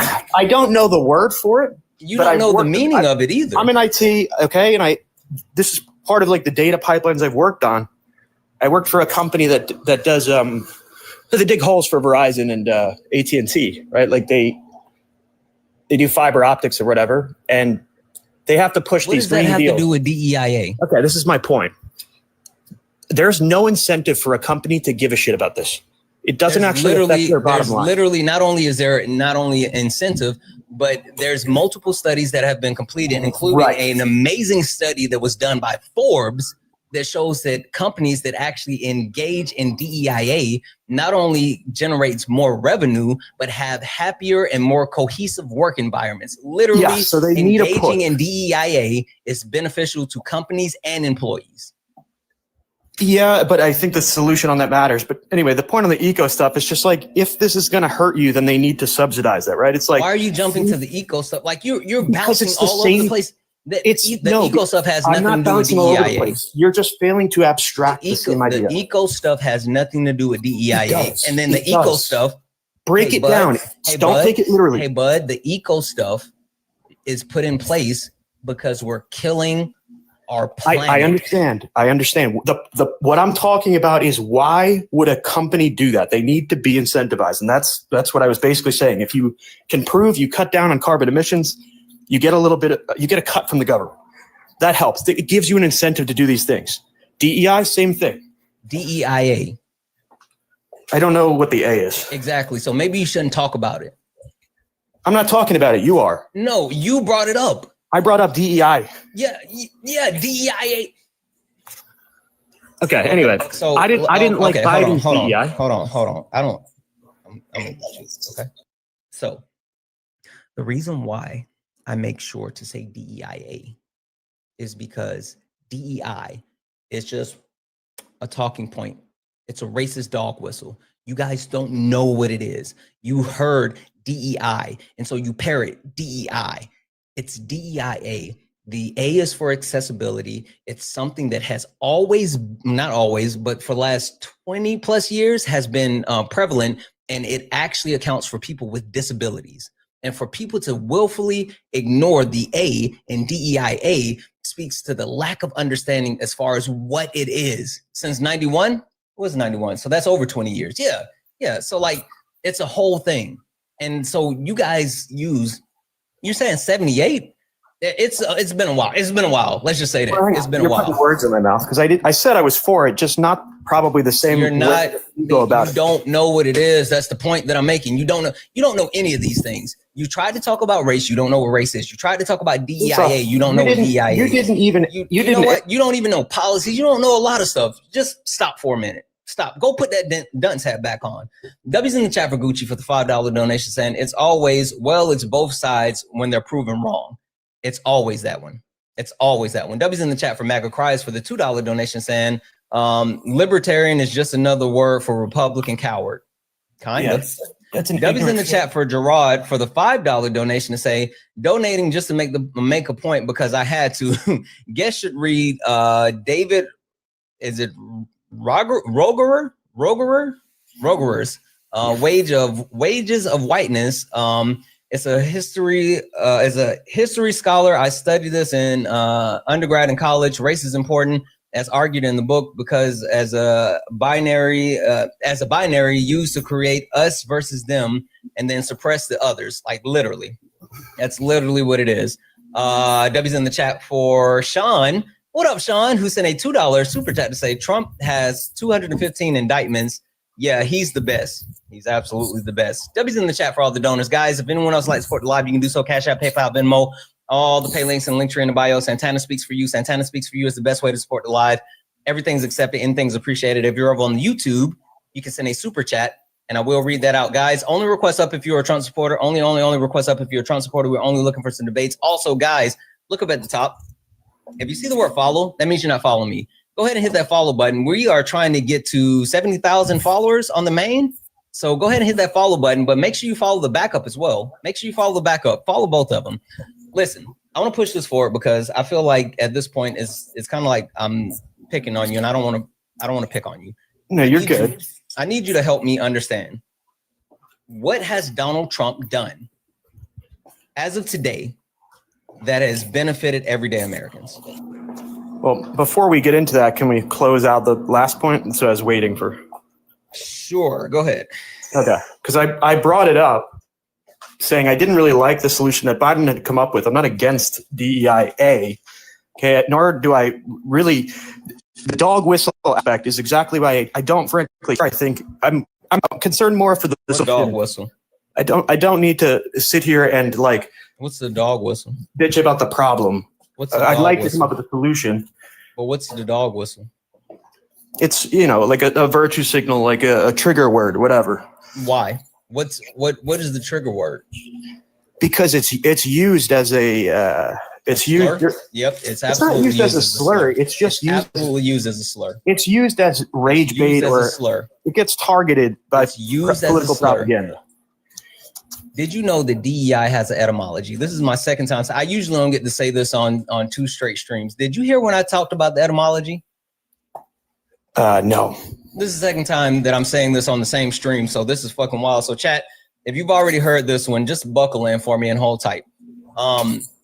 DEI has an etymology. Before it was DEI, it was CRT, critical race theory, right? They called DEI critical race theory, CRT. Before CRT, they called it BLM, Black Lives Matter, right? They used the term Black Lives Matter, BLM. Before it was BLM, they used the term thug, right? And before they used the term thug, they used the term boy. And before they used the term boy, they used the N-word. Literally, people weaponize DEI and they say it because they want to call black people the N-word, but they can't say it because they know if they say it, then they're gonna. No, it's not projecting. It's literally, think about it. When have you seen someone called? What did they call Kamala Harris? A DEI candidate. What did they say about those black pilots? They said they were DEI hires. They only talk about people and call them DEI hires when they're talking about black people. They did do that. Okay, they did do that. Because they're literally using, it's a code word for calling us the N-word, and they can't do it in public. That's not what that is, though. It literally is, whether you want to be willfully ignorant about it or not, that's what it is. That's not willful ignorance is not me having a different opinion. You're sitting here saying blah, blah, blah, blah. That's not what it is. You're wrong, blah, blah, blah, blah, blah. You're literally not listening. That's the thing. You don't care to understand. You are aggressively misunderstanding.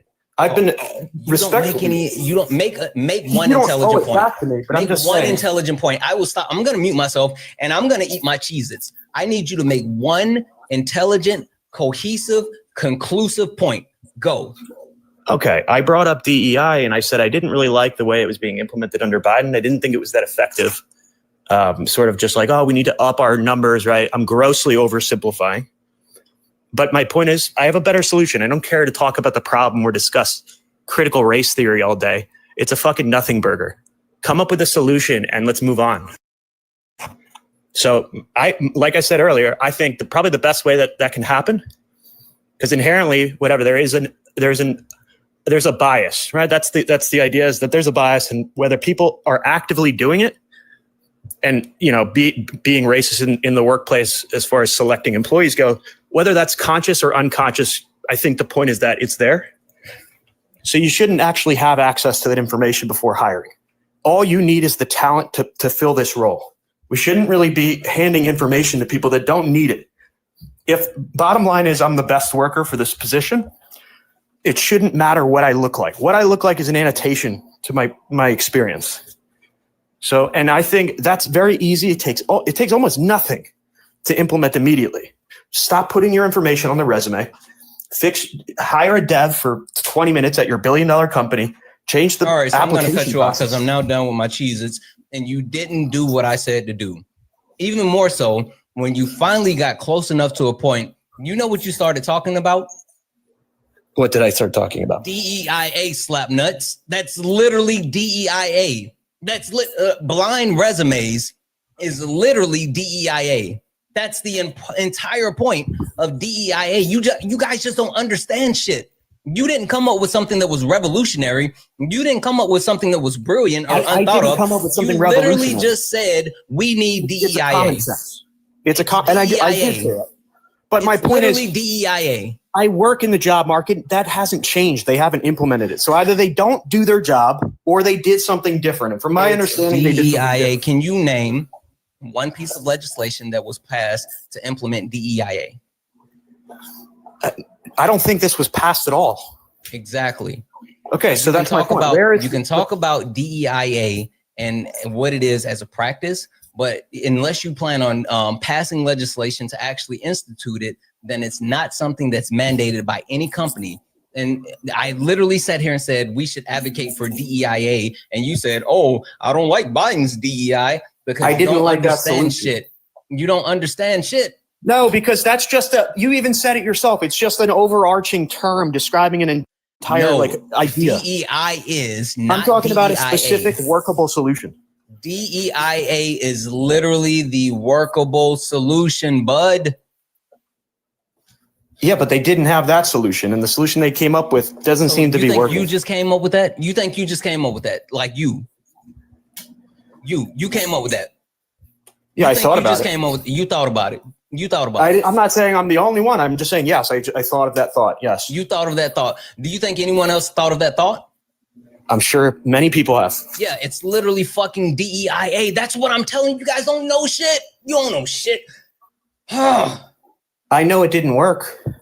It didn't work because, one, there's no legislation to actually implement DEIA. Two, the term DEI has been weaponized and colonized and used as the N-word, a slur, and then vilified by Donald Trump and his administration. And three, you don't know shit because I literally have told you about multiple studies, including the Forbes study that was completed that actually says companies that institute any type of DEIA practices are more profitable and a better place to work. What is that, a fortune cookie? Is that on a fortune cookie? I don't understand. Why are they not being incentivized? Do you know what Forbes is? Yeah, I understand, but it's like, okay, what the fuck are you talking about? Is it on a fortune cookie? Companies that are pro DEI end up doing better. Hold on. Why would you say is that on a fortune cookie if I said that's in Forbes? Because it's just it's just an assumption. It's a speculative review. It's not. You don't have enough information. Fucking study. You haven't seen it. Okay, I haven't seen it. How are you going to sit here and tell me no? Stop. Why is it not solved? Why is everybody still? Stop. How are you going to tell me that it's speculative when you haven't even gone to look up the study yet? You're going to sit here and try to cast dispersions on the study when you haven't even looked at it yet. You're an ultra-crepidarian. You're an ultra-crepidarian. That's what you are. Do you know what that word means? Come off mute. Do you know what ultra-crepidarian means? No, I don't. Okay, good. Go look it up. W's in the chat for Mad Scramble. Mad Scramble sent a $15 donation saying, I'm from the white rural Midwest. After Obama, people who never cared about politics suddenly had opinions and started to vote. My mom said, I just don't like them. I don't know why. Iowa suddenly flipped from consistently moderate to raging conservative. It's a backlash. It was literally a backlash. W's in the chat for Jillian for the $2 donation saying, no one ever yells about DEI hires. Stop it. Jillian sent a $2 donation saying, no one ever yells about DEI hires in reference of a white woman or veterans. Caller has cognitive dissonance. LOL. Exactly. W's in the chat for Gerard for the $5 donation saying, something tells me he's mad. DEIA opened the door for the IT workforce to be less dominated by white men. W's in the chat for Allison, who sent a $5 donation saying, don't forget to take the husk off your tamales. Also, magic trick? Maybe. W's in the chat for Mary for the $10 donation. Mary said, as a 60-year-old white woman, I'm sick and tired of these privileged, misogynistic races. Disgusting. Absolutely. W's in the chat for Kat for the $10 donation saying, what a male sapien, shaking my head off. I didn't say that. I didn't say it. I just read it off. W's in the chat for Joe. I think that's Joanne who sent the $1.99 super chat to say, as a veteran, I'm DEIA. Yes, DEIA overwhelmingly benefits white women and veterans for sure. W's in the chat for Dismanian Sims, who sent the $9.99 super chat to say, the entire conservative ethos is has a frustration with not being able to say the N-word since 1964. Yes, they are so mad that they can't say the N-word. W's in the chat for Tish, who used their membership subscription to send a message that Bush crashed it. Obama kept Wall Street team. Clinton, Gertrude, Summers, Epstein, exactly. Banks were saved, people weren't, and that choice mattered. Exactly, like all of our choices matter. And W's in the chat for Sean for the $2 super chat to say, why should a black man fix racism? This is ignorant. It is very ignorant. It's super ignorant. W's in the chat for all the donors. Guys, if anyone else likes to support the live, you can do so. Cash App, PayPal, Venmo, all the pay links and link tree in the bio. Santana Speaks for You. Santana Speaks for You is the best way to support the live. Everything's accepted. Anything's appreciated. If you're over on YouTube, you can send a super chat and I will read that out.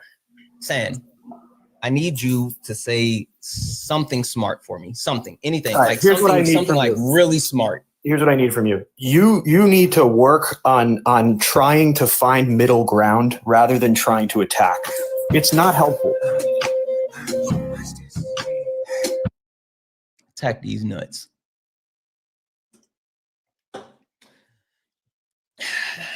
Guys, tap the screen. Let's go ahead and get the likes up to 400,000 likes. Let's get the likes up to 400,000 likes. If you are a Trump supporter, get in the box.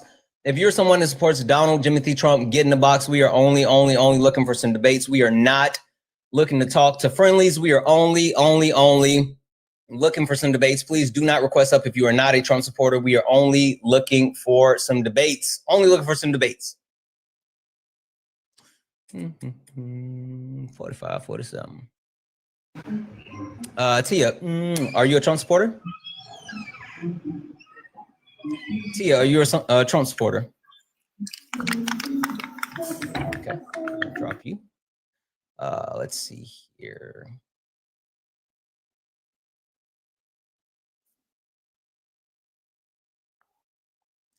Haleen, are you a Trump supporter? No, I requested after you said I'm MAGA supporter. I love you and keep up the good work. Morris, Sorry. thank you so much. I appreciate it. Bye. Guys, really quick, because there's people in the queue and I want to make sure that we are only getting Trump supporters. We are only looking for some debate. So if you look down at the bottom and you see the pink and blue person, you're good. You're good. But if you see the gray person, then you're in the request. That means you're a Trump supporter and you're ready to debate. Take a look at the bottom. Make sure that if you see the gray person that you know that you're in the request and you are here to debate. We are only looking for Trump supporters. Please do not request up if you are not a Trump supporter. We are not talking to friendlies. We are only looking for some debates. Only request up if you are a Trump supporter. We're only looking for a debate. If you're a friendly, do all the wonderful things. Tap the screen, share the live. Make sure you hit that follow button. Look up at the top. If you see the word follow, that means you're not following. That means you're not following me. Go ahead and hit that follow button. Hit that follow button. Also, if you look up at the top and you see like a gray heart, that means that you are not sending your daily heart me. So you're not part of the team. Send your daily heart me. It's only 1 coin. It'll boost the live. You'll become a part of the team. Make sure you go back in and claim it. Turn on the notifications so you know when I go live. Joy, are you a Trump supporter? Joyful, are you a Trump supporter?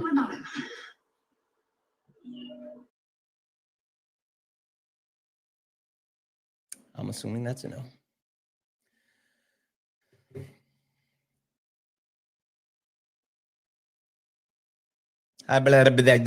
Are you a Trump supporter? You're on mute now, bud. Why would you mute yourself? My bad, Santana. Are you a Trump supporter? No, I'm not. Sorry. How do we say your username? No, it's just a bunch of letters I put. So I was accurate when I said ha blah blah blah ha. I got that one. All right, I'm gonna drop you down. Thank you, man. Yep. I got that one. You guys give me shit about the way I pronounce names, but I got that one right.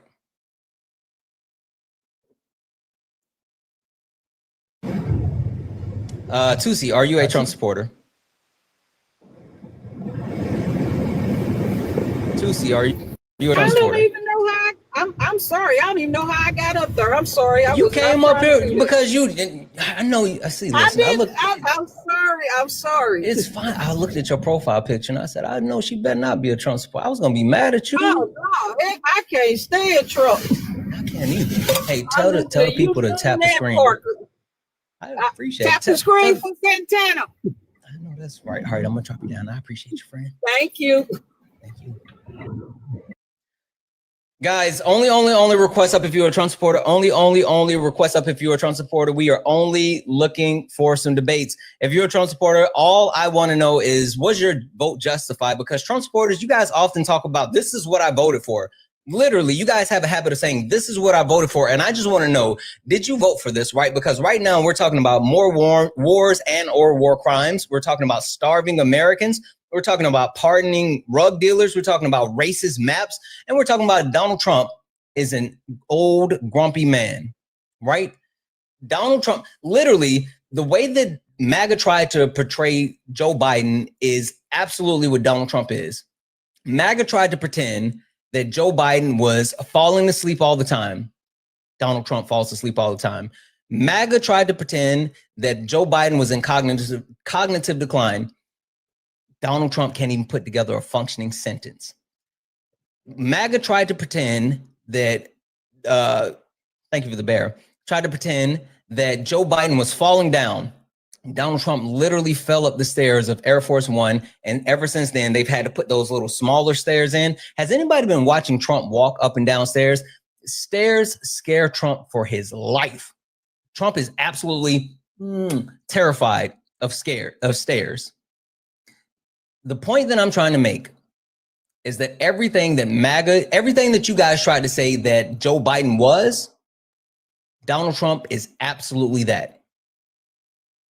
And more. And worse. Donald Trump has been the bane of the existence of the American people. Donald Trump has caused so much hurt and harm, and you guys don't even understand it. You guys don't even understand the amount of harm that Donald Trump has caused to you. Literally to you, MAGA. You are poor because of Donald Trump. Your kids will be more stupid because of Donald Trump. You're going to be hungrier because of Donald Trump. Our country is looked at as less than because of Donald Trump. Literally, Donald Trump is the reason why our country is worse. Yo! Oh shit! Oh shit! My bad. What the fuck? How do I get out of here? Santana! Santana's not here right now. Please leave a message at the tone. All right, man. Guys, only request up if you're a Trump supporter. Only request up if you're a Trump supporter. We're only looking for some debates. W's in the chat for tips and a $5 donation saying straight white cis male dominated spaces are inherently more bigoted. DEIA environments are more inclusive, which lead to better work atmosphere for everyone.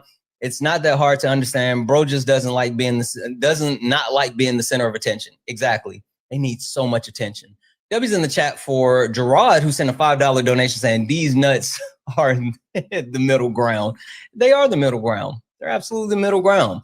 W's in the chat for Brittany, who sent a $5 donation saying, I wish he would finish his sentence. He's saying, I didn't work for me. Thank you, Santana. Exactly. He didn't have a cohesive, coherent thought or sentence. If anyone else would like to support the live, you can do so. Cash App, PayPal, Venmo, all the pay links and link tree in the bio. Santana Speaks for You. Santana Speaks for You is the best way to support the live. Also, got the daily gift code. I like the little kissies. Trump supporters, MAGA, this is your time to shine. This is literally your time to shine.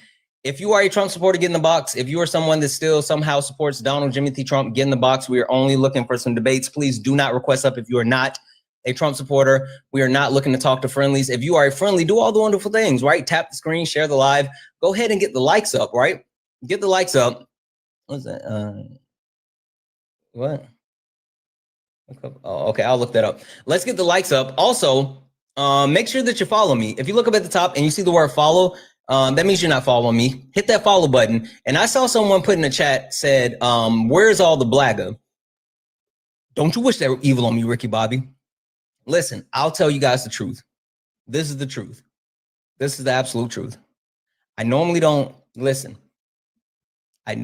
give away certain things about me. But I don't like talking to blagger. Because when I talk to blagger, I tend to crash out. I crash the fuck out when I'm talking to blagger. I just can't do it. I cannot. I cannot debate them. And I crash the fuck out every time.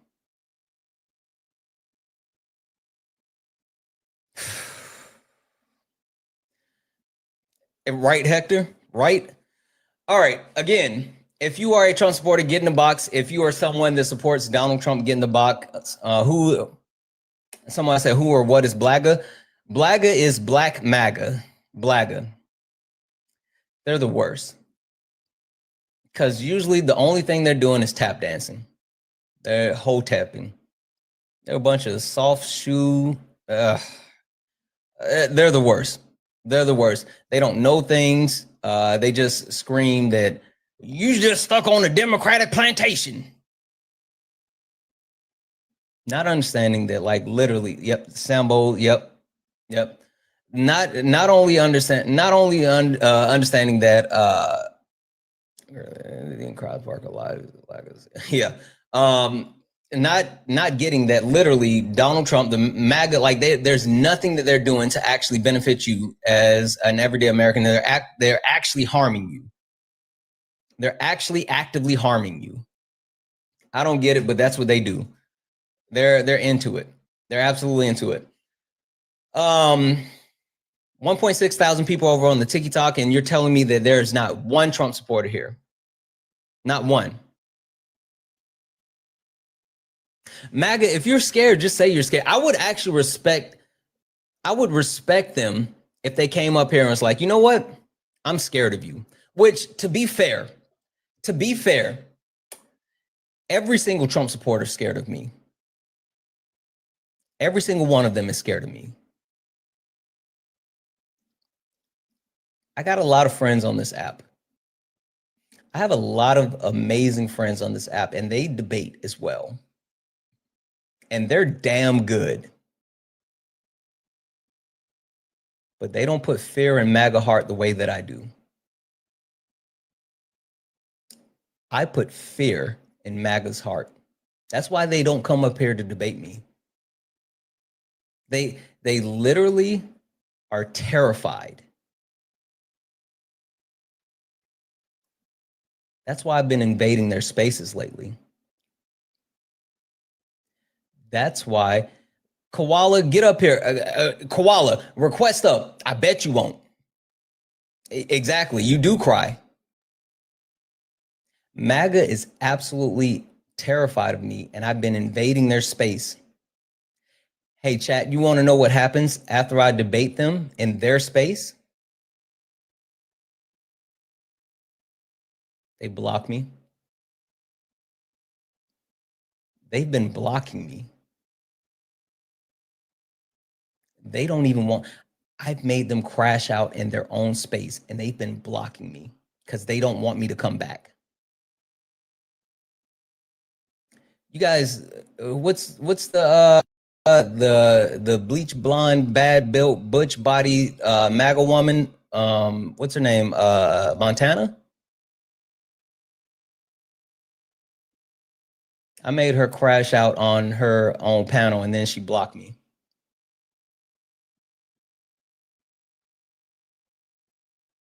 They're terrified. They're literally terrified. You guys thought I was talking about Marjorie Taylor Greene?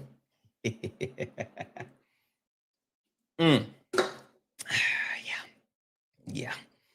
W's in the chat for tips and a $5 donation. At this point, if you're still a Trump supporter and the Republican Party, at this point, if you still support Trump and the Republican Party, you just don't like black people, brown people, queer people, or women.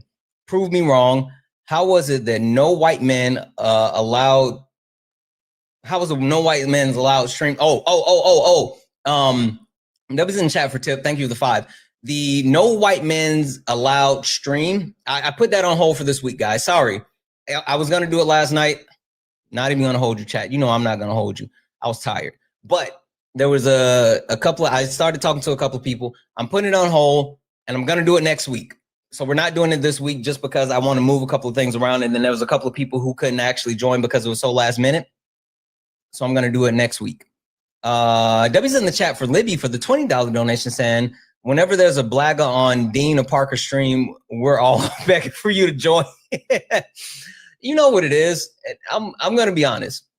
What happens is these blagger, right, specifically, they go into white spaces. They go onto panels with white creators, and then they portray the Black community in one way, shape, or the other. And they try to speak as if they're speaking for the Black community, understanding that a lot of these like leftist, liberal, democratic, whatever white creators won't push back on them because they won't talk about the Black community. And so they come up and they try to portray the Black community in one way or the other, because they know that these white creators aren't going to say, well, that's not true about Black people, or Black people this, Black people that, because they don't want to speak on behalf of Black people. So Blagga literally does that. They literally try to find white creators where they can go into their space and then actually portray these negative narratives, knowing that at least on the left, since we respect people and we respect boundaries, they're not going to sit there and say, well, that's not true about Black people, or da da da da da da da da. They don't bring that shit to my space. They don't bring that shit to other Black creator space. They know better than that. And even when they do, they have some act right. They literally have some act right. You don't see Blagga saying the same stupid shit in Black spaces as they do in white spaces. I was watching Joey. What up, Joey? I was watching Joey, and Joey has a lot of Latino people that come through his space. And then every once in a while, you'll have a blagger try to come through and portray themselves as one way or the other. Again, they'll never do that in a Black space. They'll always do that in a non-Black space. They're fucking weirdos, and they're cowards. Also, Lawful Expat, get the fuck out of my chat. W's in the chat for Thomas for the $2 donation saying, how do you feel about Jasmine Crockett versus James Tellerico? Love your stream. Thank you so much. I love you more. And W's in the chat, thank you for the $2. I am actually pumped about Jasmine Crockett. If I'm going to be honest, I don't know if she can win Texas. I don't know if she can win, but I'm pulling for her, right? See, this is the thing about Texas. Every time that I think there's hope, Texas lets me down. That's the problem. Every fucking time I think there's hope, Texas lets me down. I thought there was hope for, Beto O'Rourke.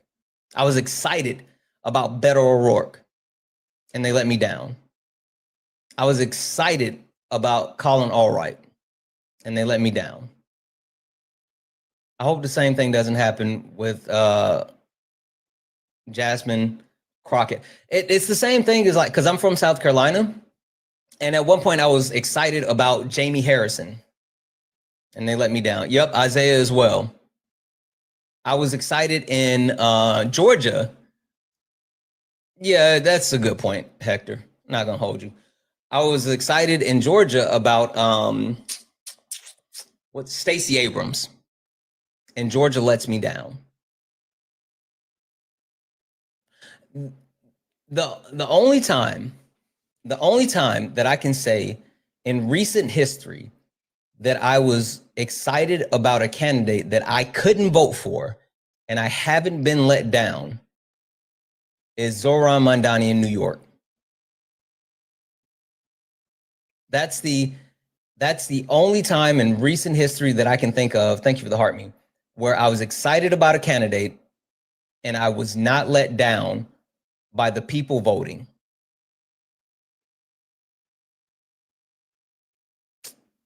So there's that. You know what's funny? I just saw Koala Bear come back in here. Koala, you love watching my stream. I hope you've learned something. I hope you've sat in here and you've watched multiple lives of mine. I hope you learned something. But probably not, because you're not that bright. You are not the sharpest spoon in the drawer. You're gonna fix Texas? Good luck. They rigged the shit. No one has come up here and they don't want to talk about those racist ass maps that have been approved in Texas. Hey, Portal 8. They don't want to talk about those racist ass maps in Texas, but they definitely, like, that's a whole thing. You like both of them, Hector? Okay.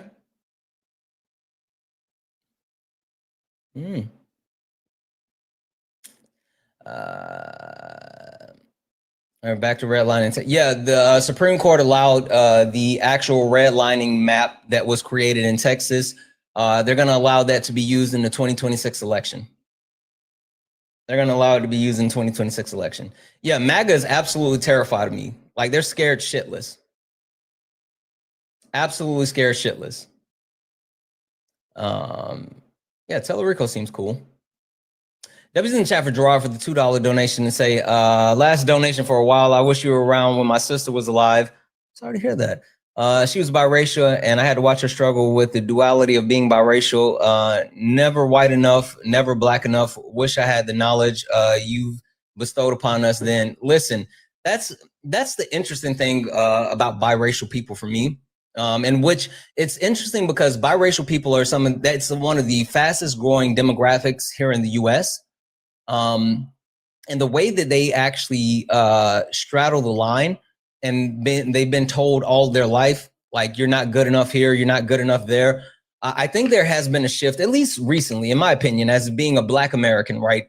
There's been a shift in the Black diaspora where it seems like Black people as a whole, we're trying to be more inclusive of each other. And I think that's a huge positive. So, like, I understand the struggle that biracial people deal with, even though I'm not biracial. I just hope that they find what they're looking for and they find their community, right? Because we all need community. Like, that's what it boils down to. Everyone needs community. Like, there's 1.6 thousand of us hanging out here, like almost 400 some people hanging out. There's like 2,000 people hanging out right now, and we haven't had a debate in a few minutes, and we're just kind of shooting the shit at the moment. And it's because we all need community. We need each other. Like, I need you, you need me, we need each other. And we're looking for community within each other right now. What up, Adam? And so, like, when you talk about biracial people, hopefully they find that community that they need. You know what's funny? I say this all the time. You know what created MAGA? Besides them wanting something to make them special, but a sense of belonging. What up, Adam? A sense of belonging. Racism too. Yes, yes. White male loneliness. Yes. A sense of belonging. Like, they felt like they were being left out in the cold. They felt like that they didn't necessarily have anyone or anything or whatever. And so they turned to this cult of personality that gave them some sense of purpose and some sense of direction and some sense of, like, belonging.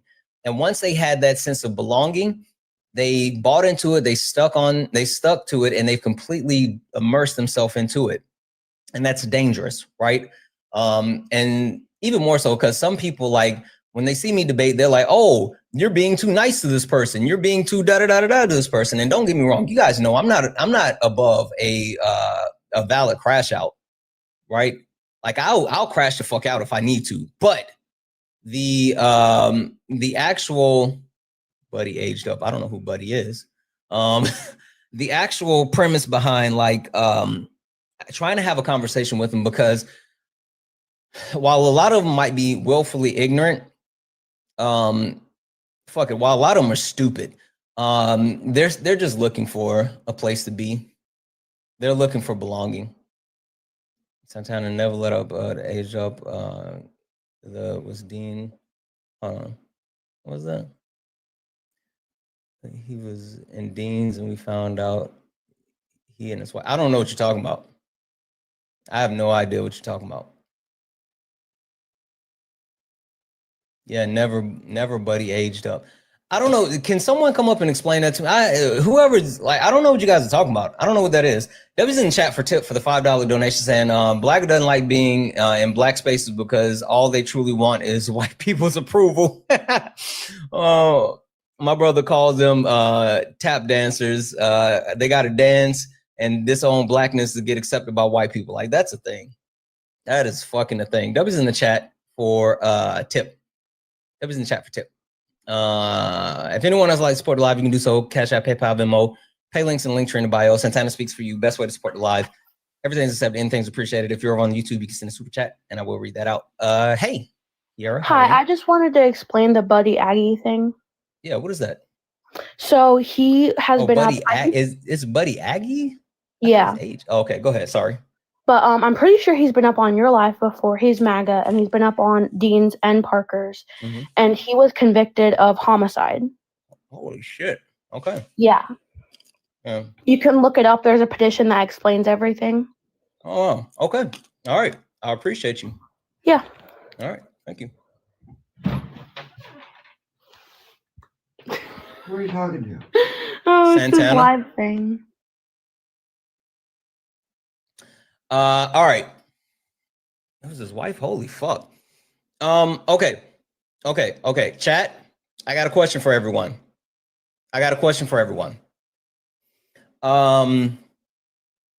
I was gonna stay on for like 4 hours or so. But we ran out of debates. They're scared. We have two options. And I'll do a quick poll. Option number 1.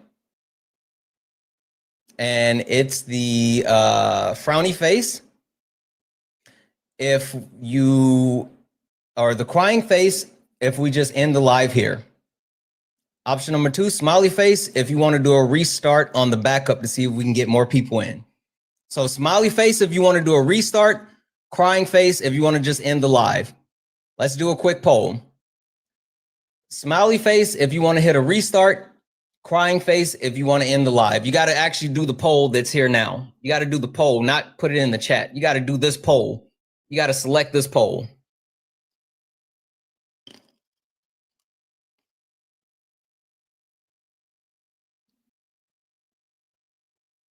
The poll might have just got vetoed. The poll might have just got vetoed. Not even gonna hold you.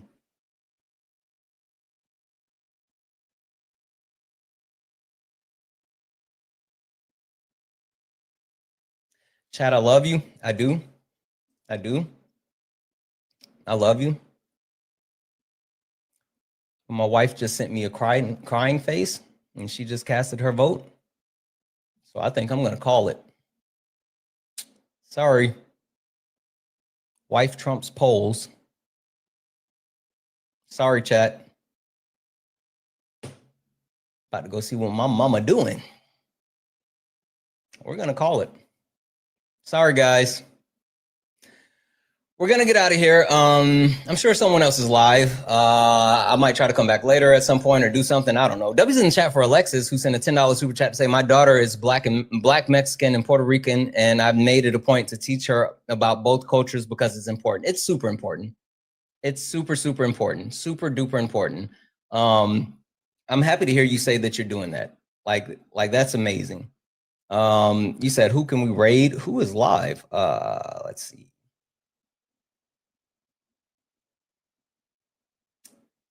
Who's live? Is B live?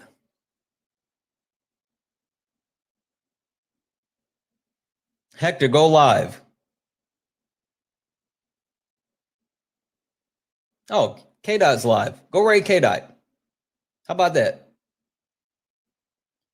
How about we go raid K-Dot? I can't go in because I had to look him up. Can someone go grab K-Dot's there we go. Baby, can you put it in the chat so I can pin it? I can't get it. Please.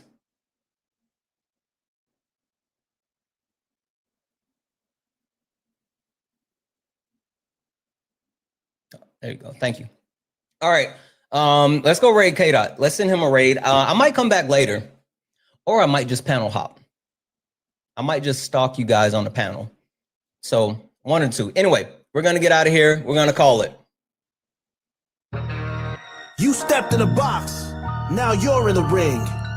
Ain't no hugs here. YouTube, you definitely can't see the poll. It was on TikTok. Mike Hot, who wanna step in the flame? This ain't a debate, this a mind game. Facts type lies, get left in chain. One wrong word, he slapped out your name. This ain't TikTok TV. Okay, baby, I'm coming. Talk. No script, no filter, no safe walk. Bring stats and get scrambled like a glitch. I got fire in my mouth like I came from the pit. Hey, guys, so I guess I'm about to go take the wife to get some food. She just told me that she's hangry. And when she's hangry, she turns into a tiny pink Hulk. Fun fact, I'm 6'3.5". My wife is 5 foot even, and I am terrified of her. So we're gonna go get her some food. I kind of want sushi. I think we're gonna go get sushi. Hopefully she wants sushi. I don't know. Anyway, guys, we're gonna get out of here. Like I said, I might be back later. I don't know. Yeah, I gotta feed her. Gotta go take her to get some food. Oh yeah, tamales. I forgot about tamales. I'm gonna convince her to get tamales. Ethiopian women absolutely rock. Guys, thank you so much for the gifts, the likes, the taps, the shares. Thank you all for being so amazing. Thank you for all the love. I will see you all later. Go Raid K. I love you all, and as always, peace.